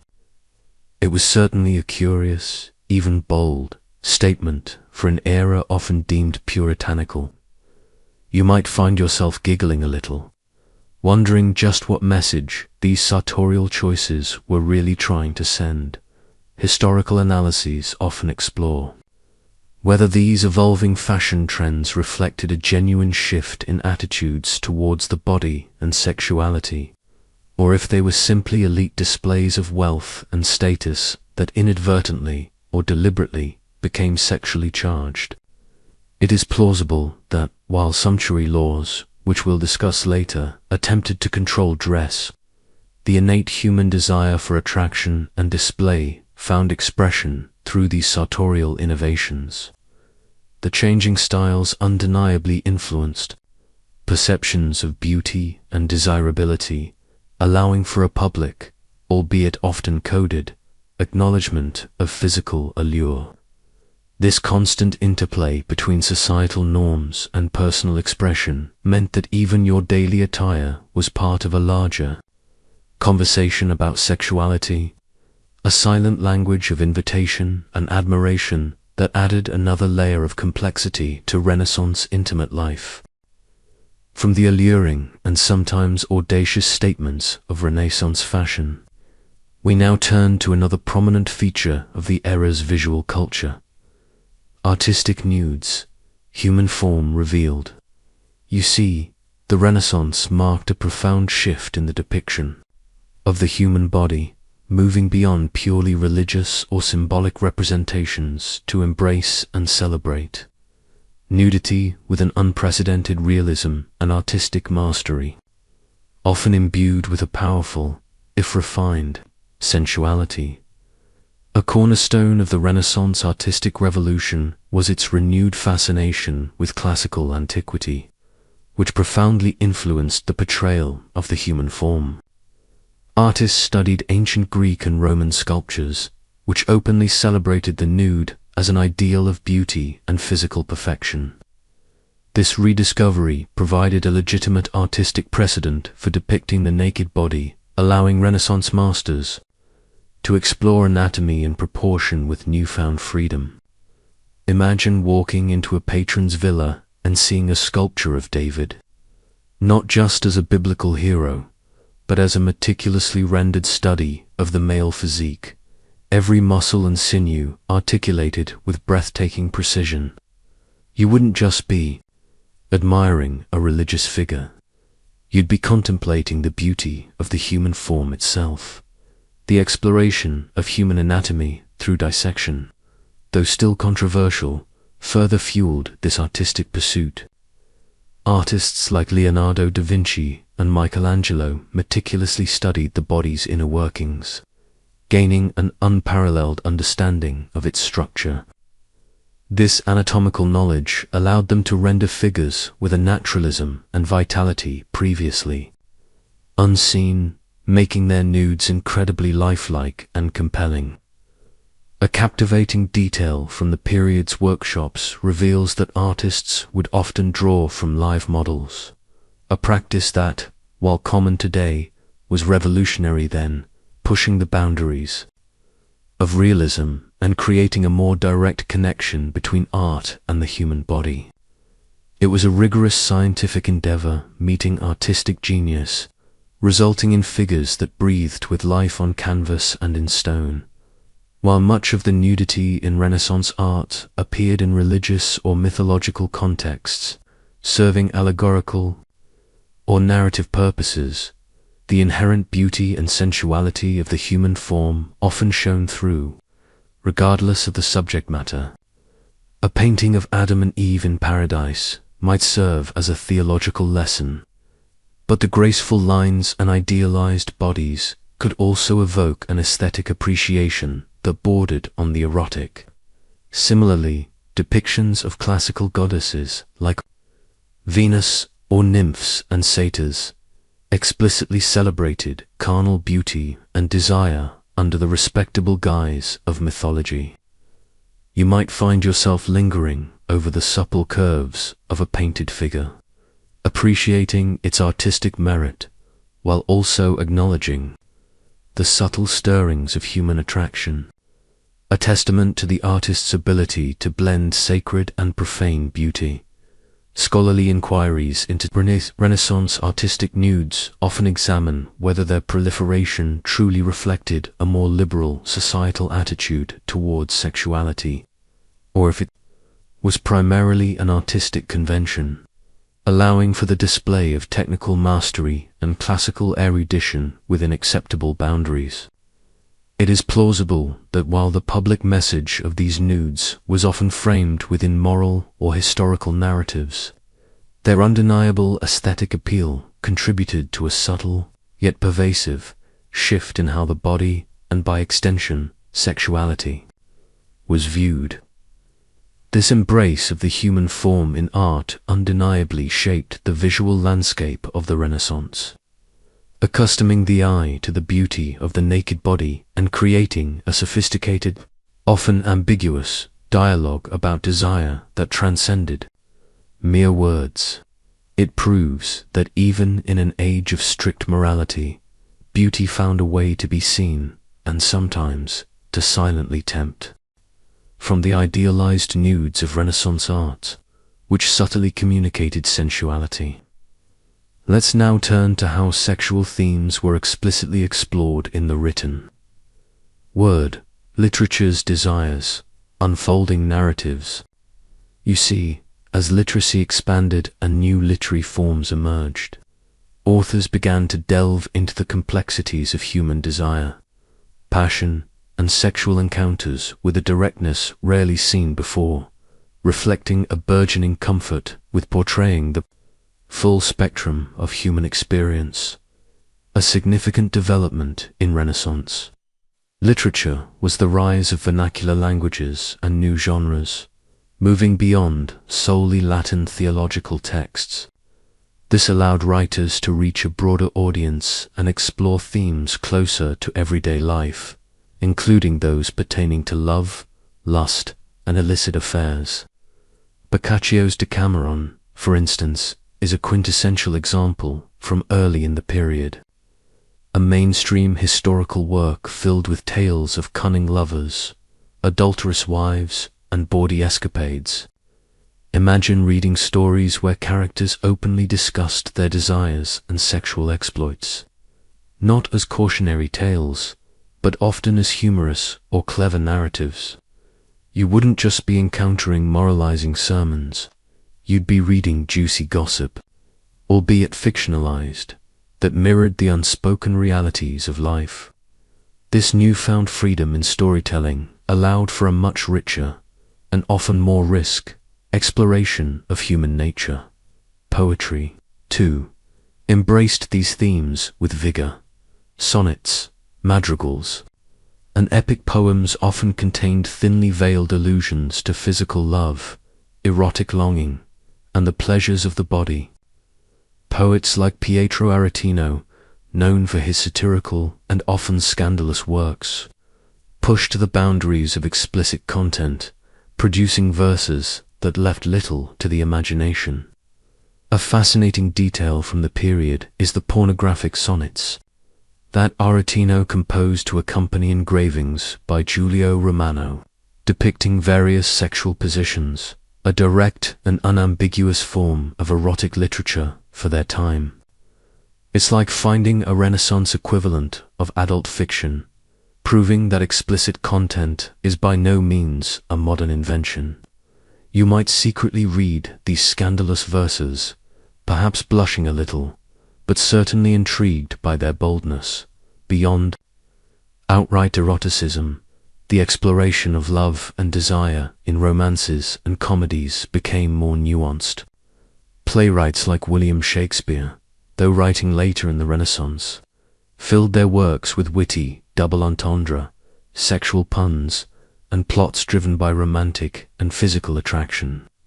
While the plays had to be palatable to a broad audience, including the Queen, they often contained layers of suggestive humor that would have been well understood by contemporary audiences.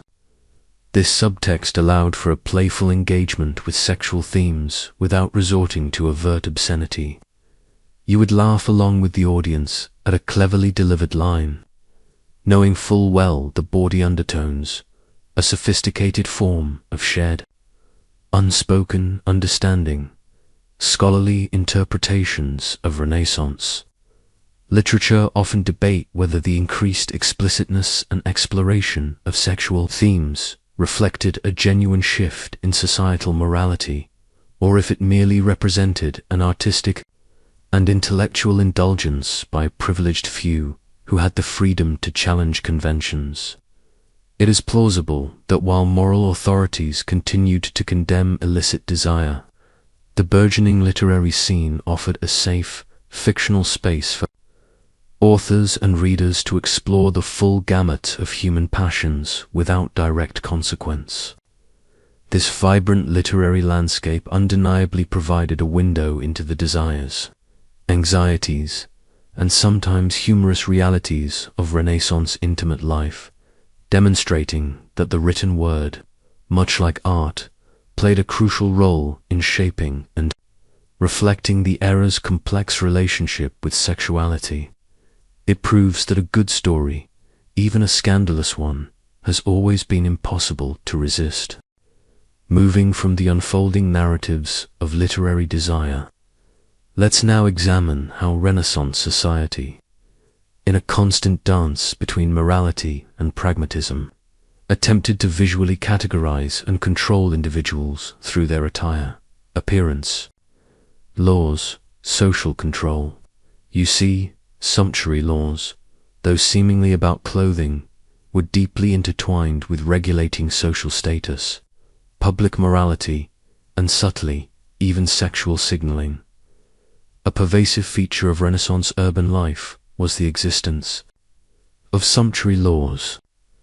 These were regulations enacted by city councils and rulers that dictated what certain social classes, genders, or professions were permitted to wear, and how much they could spend on their clothing. This wasn't merely fashion advice, it was a serious attempt to maintain social order and prevent excessive displays of wealth by the wrong people. Imagine a world where the color of your cloak or the type of fabric in your gown could land you in trouble with the law. You'd be meticulously checking the rules before you even thought about buying a new pair of shoes, wouldn't you? This system, aimed to make social hierarchies visible and unchallengeable, even at a glance. These laws had a direct, if sometimes subtle, impact on sexual signaling.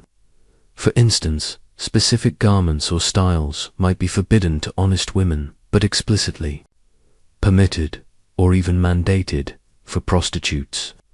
This served as a visual marker, identifying women who engaged in the sex trade to the public.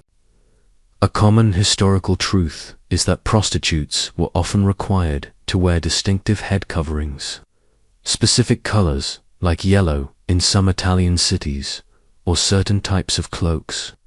This branding was intended to both warn respectable citizens and to make it easier for authorities to monitor and tax them. It was like a very unwelcome public uniform, designed not for pride, but for shame and identification. Beyond prostitutes, sumptuary laws also sought to control what was deemed excessive or immodest for women in general. While fashion was becoming more revealing, as we discussed, these laws attempted to put limits on the depth of necklines, the length of trains, or the amount of ornamentation allowed. The reasoning often cited was to curb vanity, prevent moral corruption, and reduce excessive spending, which was seen as damaging to the family and city economy.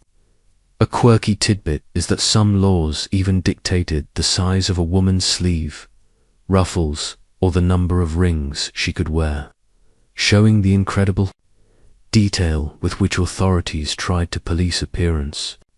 You might find yourself wanting to wear a lavish new gown, only to realize it breaks 3 different city ordinances about permissible luxury, forcing you to dial back your sartorial ambitions. Scholarly discussions about sumptuary laws often ponder whether they were truly effective in controlling behavior and maintaining social order, or if they were largely frequently flouted and merely served as aspirational moral guidelines. It is plausible that while direct enforcement was inconsistent, the very existence of these laws reinforced societal norms about status, gender, and acceptable public display. They created a subtle, yet powerful, pressure to conform. For Renaissance individuals, their daily attire was far more than personal expression. It was a complex negotiation with social expectations, economic constraints, and legal dictates that, intentionally or not, played a crucial role in regulating and identifying who they were, and what their intimate lives might entail, often quite literally on their sleeves. This meticulous control over appearance underscores society's deep-seated anxieties about blurred social lines and the visible markers of virtue and vice. Stepping away from the meticulous control of sumptuary laws, which sought to regulate appearance, let's now immerse ourselves in periods when those very rules seem to dissolve. Festive freedoms, carnival release. You see, throughout the Renaissance, annual festivals, particularly Carnival, offered a sanctioned, albeit temporary, suspension of everyday moral strictures, creating a space where societal norms around sexuality and behavior could be openly, sometimes wildly, flouted. A pervasive feature of the Renaissance social calendar was the cycle of religious feasts and secular celebrations, with carnivals standing out as the most significant period of licensed revelry before the austere solemnity of Lent. This was not just a party, it was a deeply ingrained social custom, a moment for the world to turn upside down. Imagine the streets of Venice or Rome erupting into a whirlwind of masked balls, parades, music, and unrestrained feasting. You wouldn't just be a quiet observer. You'd be swept up in a joyous, chaotic explosion of freedom, where your identity could be hidden behind a mask, and inhibitions could melt away like snow in the spring sun. It was a pressure release valve for an otherwise tightly controlled society. During Carnival, many of the usual moral constraints were temporarily relaxed. Social hierarchies could be playfully inverted, and behaviors that would normally be condemned were tolerated, even encouraged, within the festive context. This created an environment ripe for flirtation, illicit encounters, and open displays of sensuality. People danced, sang bawdy songs, and engaged in merrymaking that often veered into outright licentiousness. A delightful detail from contemporary accounts describes how masks, in particular, offered profound anonymity, allowing individuals to engage in behaviors they wouldn't dare in their daily lives. You might find yourself dancing closely with a stranger whose identity was concealed, the thrill of the unknown adding an extra layer of excitement to the encounter. It was the ultimate "what happens in Carnival stays in Carnival" moment. The release of sexual inhibitions was palpable during these festivities. Courtesans and prostitutes often thrived during Carnival, as demand for their services surged and the festive atmosphere blurred the lines between respectable and illicit. Public displays of affection, suggestive dances, and even more overt sexual propositions became common sights, briefly transforming the moral landscape of the city.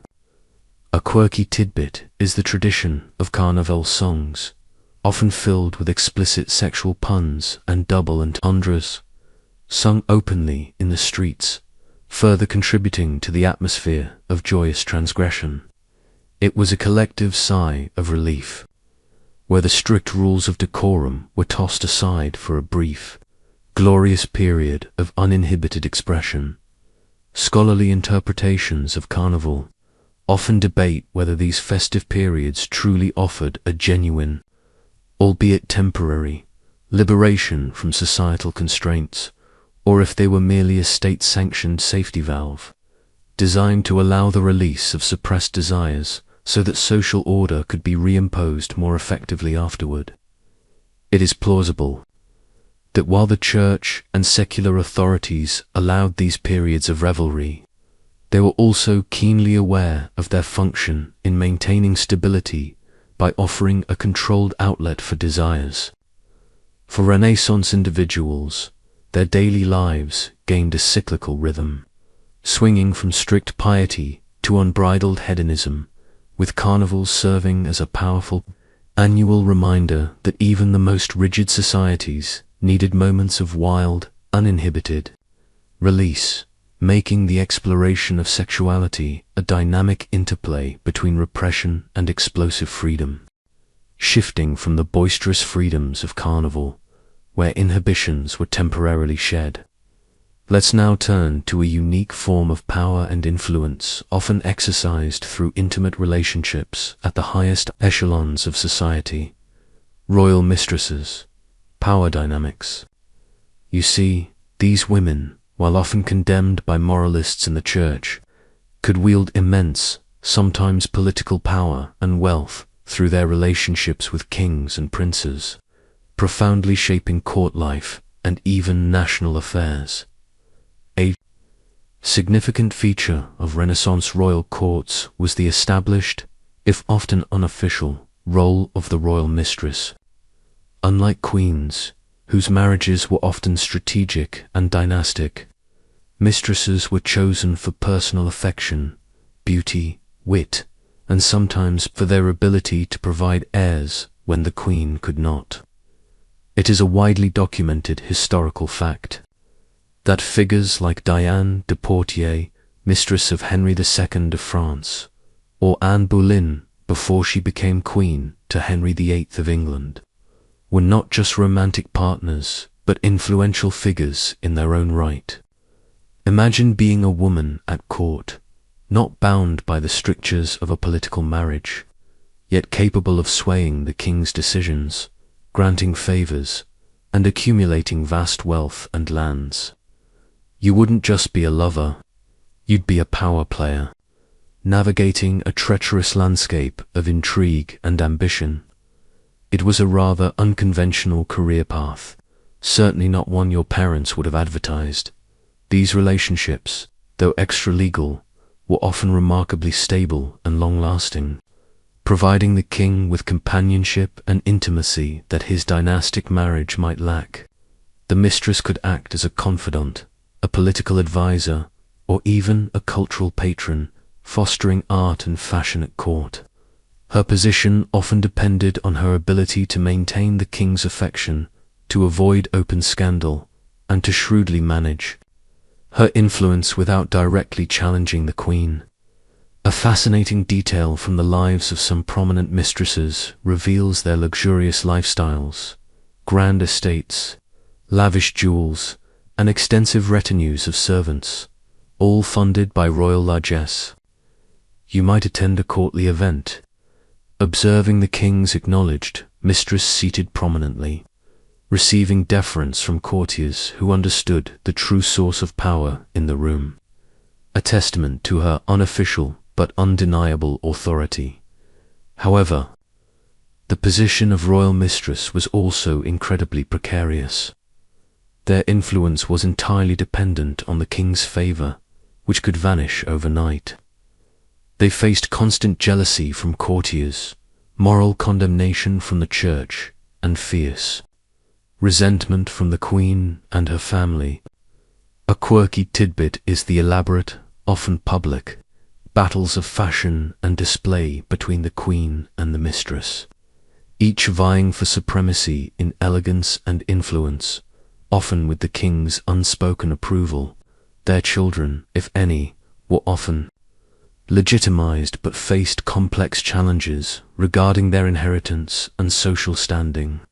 You would be living a life of immense privilege, yet under a constant threat of downfall, knowing that one wrong step could send you from the pinnacle of power to disgrace. Scholarly analyzers of royal mistresses often delve into the true extent of their political influence. Did they genuinely shape policy and advise monarchs, or were they primarily decorative figures whose power was largely illusory, reflecting the monarch's will rather than their own? It is plausible that while direct political power was rare, Their ability to gain a monarch's private ear and offer informal counsel made them invaluable assets, and sometimes dangerous rivals within the intricate web of court politics. For these women, their daily lives were a high-stakes performance, balancing personal affection with political ambition, and navigating a complex landscape where intimacy was often a direct pathway to power, proving that desire, even illicit desire, could indeed change the course of history, one whispered word at a time. Stepping away from the dazzling yet perilous world of royal mistresses, let's now consider how sexual knowledge and understanding, or lack thereof, permeated the lives of everyday Renaissance people. Sexual law, informal wisdom. You see, without formal sex education, knowledge about intimate matters was largely pieced together from a blend of folk beliefs, practical experience, whispered advice, and sometimes the crude realities observed in daily life. A primary source of sexual education was, quite simply, experience and observation. For most young people, particularly those in rural or working-class families, exposure to the realities of adult life, including courtship, marriage, pregnancy, and childbirth, would have been commonplace from an early age. Children often slept in the same rooms as their parents, witnessing the intimate moments of their elders, albeit in darkness and silence. This created a natural, if unspoken, curriculum of how life unfolded. Imagine being a child in a crowded cottage, overhearing muffled sounds or observing subtle gestures, piecing together the mysteries of adult intimacy long before any formal explanation. You wouldn't have a textbook, you'd have the lived reality of your family and neighbors. Beyond direct observation, oral tradition and folk wisdom played a crucial role. Mothers, grandmothers, and older female relatives would pass down practical advice about menstruation, pregnancy, childbirth, and perhaps even some rudimentary forms of family planning, like those questionable herbal remedies we discussed earlier. Similarly, older men might share their experiences and advice with younger men, often laced with crude jokes or cautionary tales. This informal network of knowledge transfer was often fragmented, inconsistent, and heavily influenced by superstition. But it was the primary way generations learned about sexuality. A charming detail from some historical accounts suggests that riddles and coded sayings were sometimes used to convey sexual information, especially to younger audiences, allowing for discussion without explicit vulgarity. It was like a game of charades, but with very important life lessons embedded within. The pervasive influence of the Church, which we touched upon earlier, also contributed to this informal education, albeit often in a negative, prohibitory sense. Sermons and confessional practices, while condemning sin, inadvertently provided a framework for understanding what constituted illicit sexual behavior. Individuals learned about sodomy, fornication, and adultery through the very act of being told not to commit them. A quirky tidbit is the detailed nature of some confessional manuals, which, by listing various sexual transgressions, provided an almost unwitting guide to behaviors that a curious mind might not have otherwise considered. You might hear a fiery sermon denouncing a particular sexual act, and though meant to deter, it might just spark your curiosity about what exactly that forbidden act entailed. Considering these informal methods, one might ponder whether the lack of formal sexual education in the Renaissance led to a greater innocence, or conversely, to more confusion, misinformation, and sexual anxiety. It is plausible that while explicit knowledge was scarce, an unspoken understanding of sexual realities was deeply embedded in daily life. Learned through observation and informal networks, the constant cycles of birth, marriage, and death ensured that even the most sequestered individuals had some awareness of the role of sexuality in human existence. For Renaissance individuals, their daily navigation of intimacy was less about scientific facts and more about a complex tapestry of shared experience, whispered warnings, and inherited beliefs, making sexual understanding a blend of common sense, superstition, and raw observation, a far cry from any modern biology class. Leaving the informal lessons of sexual law behind, let's now consider how intimacy and desire manifested outside the bustling urban centers. Deep in the countryside, rural intimacy, community norms. You see, while cities had their regulated brothels and sophisticated courtesans, sexual life in rural areas was shaped by different rhythms, tighter community bonds, and a more direct connection to the cycles of nature and agricultural life, a significant distinction for understanding. Rural sexuality in the Renaissance is the absence of the large, anonymous populations found in cities.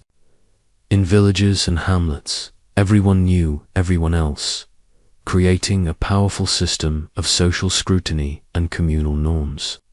This close-knit environment often meant that clandestine affairs were far harder to conceal, and reputations were even more vital. Imagine living in a small village where every neighbor knows your family history, your comings and goings, and any deviation from expected behavior. You wouldn't just be dealing with personal guilt. You'd be facing the immediate, tangible judgment of your entire community, a constant weight on your shoulders. Marriage in rural areas was just as, if not more, practical than in cities, heavily tied to land, labor, and lineage. A union brought together two sets of hands for farming, perhaps combined adjacent plots of land, and ensured the continuation of the family name on the ancestral soil. While love might grow, the initial impetus was almost always economic survival and stability. A fascinating aspect is the phenomenon of bundling or trousseau, courting in some regions, where a couple might share a bed, fully clothed and separated by a board as a form of supervised courtship. This peculiar practice, while seemingly innocent, implicitly acknowledged a degree of physical intimacy even before formal vows were exchanged. It was like a medieval sleepover, but with very strict rules and high stakes for reputation. Premarital sexual activity, while still, technically, condemned by the church, was perhaps more common and sometimes more tolerated in rural communities, especially if it led to marriage. If a couple became pregnant, societal pressure often ensured that the marriage took place, thus legitimizing the child and preventing widespread scandal within the small community. The pragmatic need for new hands on the farm often outweighed strict moral condemnation in such cases. A quirky tidbit from folk traditions indicates that fertility rites and agrarian festivals often incorporated elements of suggestive behavior or symbolic sexuality, linking human reproduction directly to the bounty of the harvest. You might see villagers dancing around a maypole, their movements symbolic of fertility, a direct echo of ancient pagan rites blending with Christian traditions. Insights gleaned from historical demographics studies suggest that while rural areas might have had fewer explicit sex workers than cities, informal sexual exchanges or long-term consensual relationships outside of marriage might have existed, albeit discreetly. The rhythm of agricultural life, the long hours of communal work, and the less formal social structures could create different opportunities for intimacy. It is plausible that, despite constant community oversight, personal desires found ways to manifest within the established social framework, often resulting in swift formalization if pregnancy occurred. For Renaissance individuals living in the countryside, their daily intimate lives were deeply intertwined with the land they worked, the seasons they followed, and the close-knit communities that both supported and scrutinized their every move, making sexuality a deeply communal as well as personal affair. This intricate dance between human nature and rural life ensured that even far from the urban bustle, the complexities of desire found their own unique expression. Having explored the distinctive nuances of rural intimacy, let's now consider a group often overlooked in historical narratives about sexuality: marginalized bodies, overlooked desires.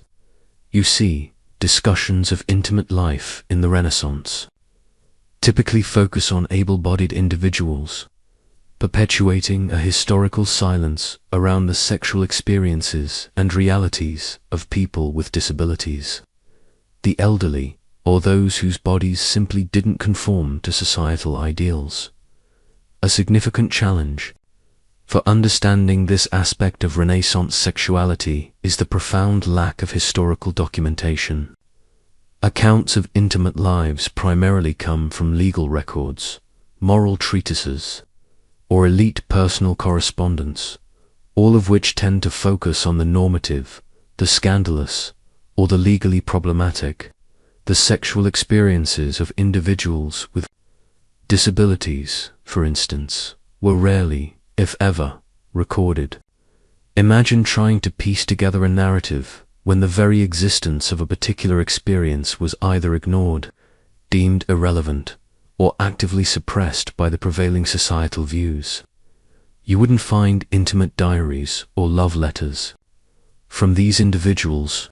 Their stories remain largely unspoken, a gaping hole in our understanding. The prevailing societal attitudes towards disability in the Renaissance were often complex and contradictory, ranging from pity to outright fear, or even superstitious reverence.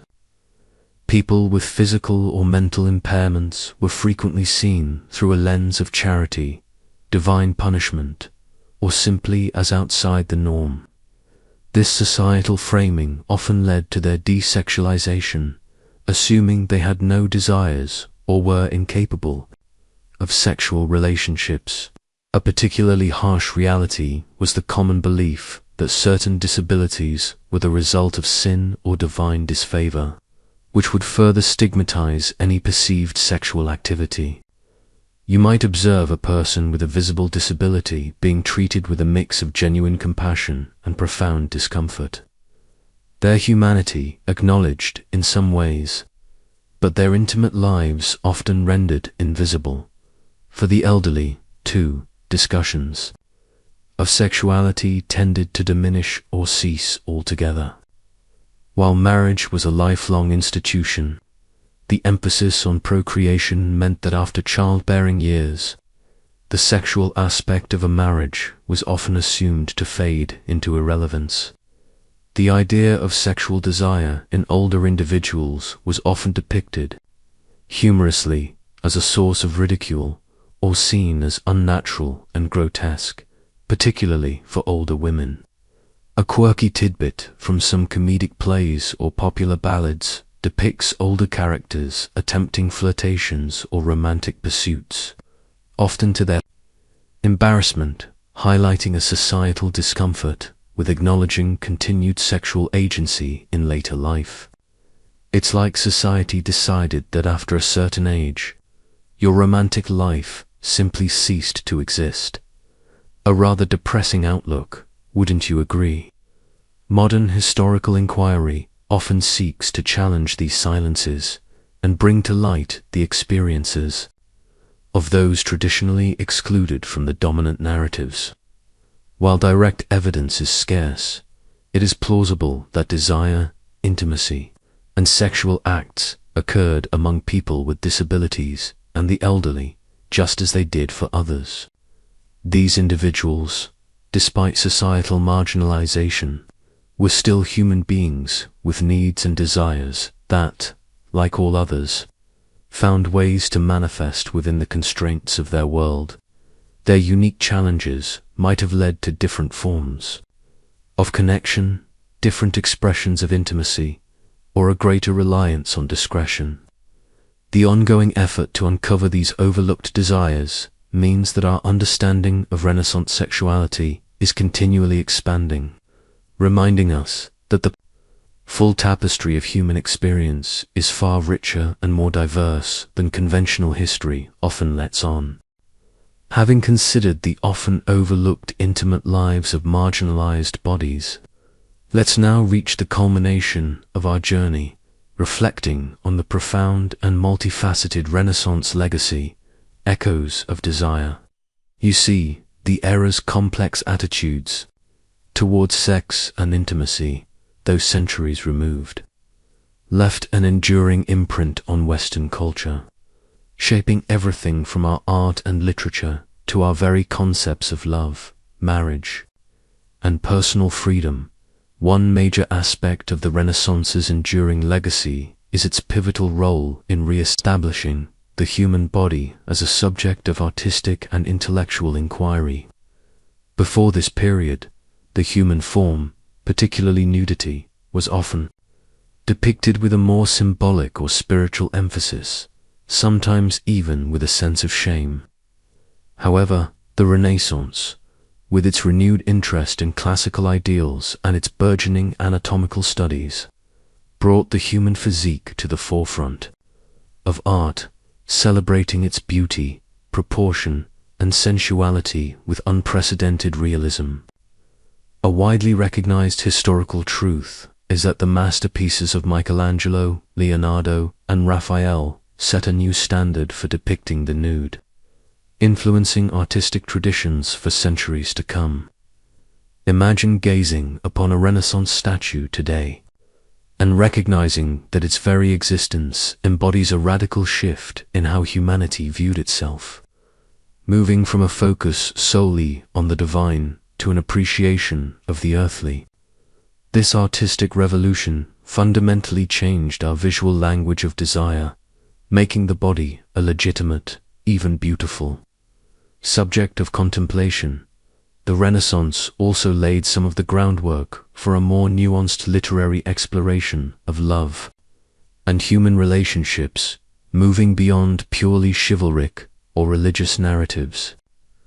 While marriage remained a social contract, the works of poets like Petrarch and playwrights like Shakespeare began to delve into the complexities of romantic love, passion, jealousy, and the messy realities of desire, influencing the development of modern romance and psychological fiction. A fascinating detail from the era's literary output is the rise of the novel, a genre that truly allowed for an in-depth exploration of individual characters' inner lives and their intimate struggles, a precursor to much of the modern literature we consume today. You might pick up a novel from centuries later and realize the echoes of Renaissance passion and introspection still resonate within its pages, a testament to the enduring power of these early literary explorations. Paradoxically, the Renaissance also cemented some of the social and moral frameworks around sexuality that would persist for centuries. The vigorous condemnations of illicit sex by the Church, the development of regulated prostitution, and the harsh penalties for same-sex relations left a lasting blueprint for societal control over private lives. Even as art and literature pushed boundaries, the underlying moralizing tone often remained.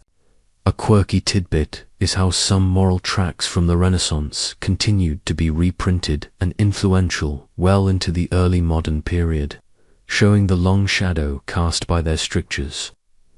You can trace lines from Renaissance anxieties about vice and temptation directly to later periods, seeing how their debates about morality continued to shape the discourse around sexuality, even influencing the very questions we ask today. Ultimately, the Renaissance's legacy in terms of sexuality is one of profound complexity. It was a period of both liberation and repression, of overt sensuality and hidden desires, of scientific curiosity and enduring superstition. While many of its practices and beliefs about sex seem alien or even shocking to us today, they form part of a continuous human story, showing how societies grapple with fundamental drives, moral imperatives, and the ever-present tension between individual desire and collective control. Our understanding of this era helps us recognize that the Renaissance wasn't just about rebirth in art, but also a messy, contradictory, and deeply human rebirth of how individuals navigated the most intimate aspects of their existence. The echoes of their desires, their fears, and their loves continue to resonate, informing our own understanding of what it means to be human, even in our radically different world. Having reflected on the broad, echoing legacy of Renaissance sexuality, let's now bring our journey to a gentle close, focusing on its ultimate reverberation, Renaissance legacy, echoes of desire. You see, the intricate tapestry of intimate lives we've explored, with its strictures and freedoms, its beauty and brutality, continues to whisper through the centuries, quietly informing the very fabric of our modern understanding of love, relationships, and the human body itself. The Renaissance didn't just give us masterpieces of art and literature. It fundamentally altered how we perceive our own bodies and the physical world around us. Its rediscovery of classical ideals and the burgeoning scientific inquiry, as we've discussed, brought the human form into sharper focus, moving away from a purely spiritual interpretation. This shift laid the groundwork for future scientific advancements in anatomy and physiology, but more subtly, it also re-legitimized the appreciation of physical beauty and sensuality. Imagine a subtle shift in your own perception, where beauty isn't just about the soul, but also about the perfect curve of a muscle or the graceful line of a neck. This change, born in the Renaissance, gradually permeated Western thought, influencing everything from the way we design our spaces to how we view advertising today. It was a quiet revolution of perception, affecting how we gaze upon ourselves and others. Furthermore, the era's literary explorations of love and desire, though often constrained by moral conventions, opened new avenues for expressing the complexities of human emotion. The sonnets, plays, and early novels, with their nuanced depictions of passion, jealousy, and longing, were not just stories. They were foundational texts that shaped the very language we use to articulate our feelings today. Think about the enduring power of a Shakespearean love speech, how it still resonates with us. That resonance isn't accidental. It's a direct descendant of the Renaissance's burgeoning interest in the individual's inner world, including their intimate experiences. It allowed for a public conversation about what love felt like, even if society was still figuring out how to handle the messier parts of desire. Yet, alongside this blooming humanism and artistic freedom, the Renaissance also solidified many of the paradoxes and controls around sexuality that would endure for centuries. The tension between Christian moral doctrine and the undeniable realities of human desire, a theme we've revisited often, remained a defining characteristic. This era's attempts to regulate prostitution, condemn same-sex relationships, and control women's bodies through sumptuary laws, established precedents for social control that echoed through the Puritan Age, the Victorian era, and, in some ways, persist even today. It's almost as if society learned to formalize its hypocrisy, creating structures that allowed for vice while publicly condemning it. You can see the faint outlines of their societal anxieties, reflected in our own contemporary debates about morality and freedom, a testament to how deeply intertwined their historical struggles remain with our present-day dilemmas. Ultimately, the Renaissance's intimate legacy is a quiet hum beneath the surface of our modern world. It is not just about specific historical facts, but about the genesis of ideas, attitudes, and cultural norms that continue to shape our understanding of sex and relationships. The battles between piety and pleasure, public order and private, desire, control, and freedom, these were waged in Renaissance bedrooms, streets, and courts, leaving behind a subtle blueprint for how we, centuries later, still navigate the complex landscape of our own intimate lives. As you drift off to sleep tonight, perhaps you'll hear those faint echoes, a reminder that the human heart, in all its complicated yearning, has been singing the same ancient song of desire for centuries as the last echoes of the Renaissance. Fade into the quiet of your night.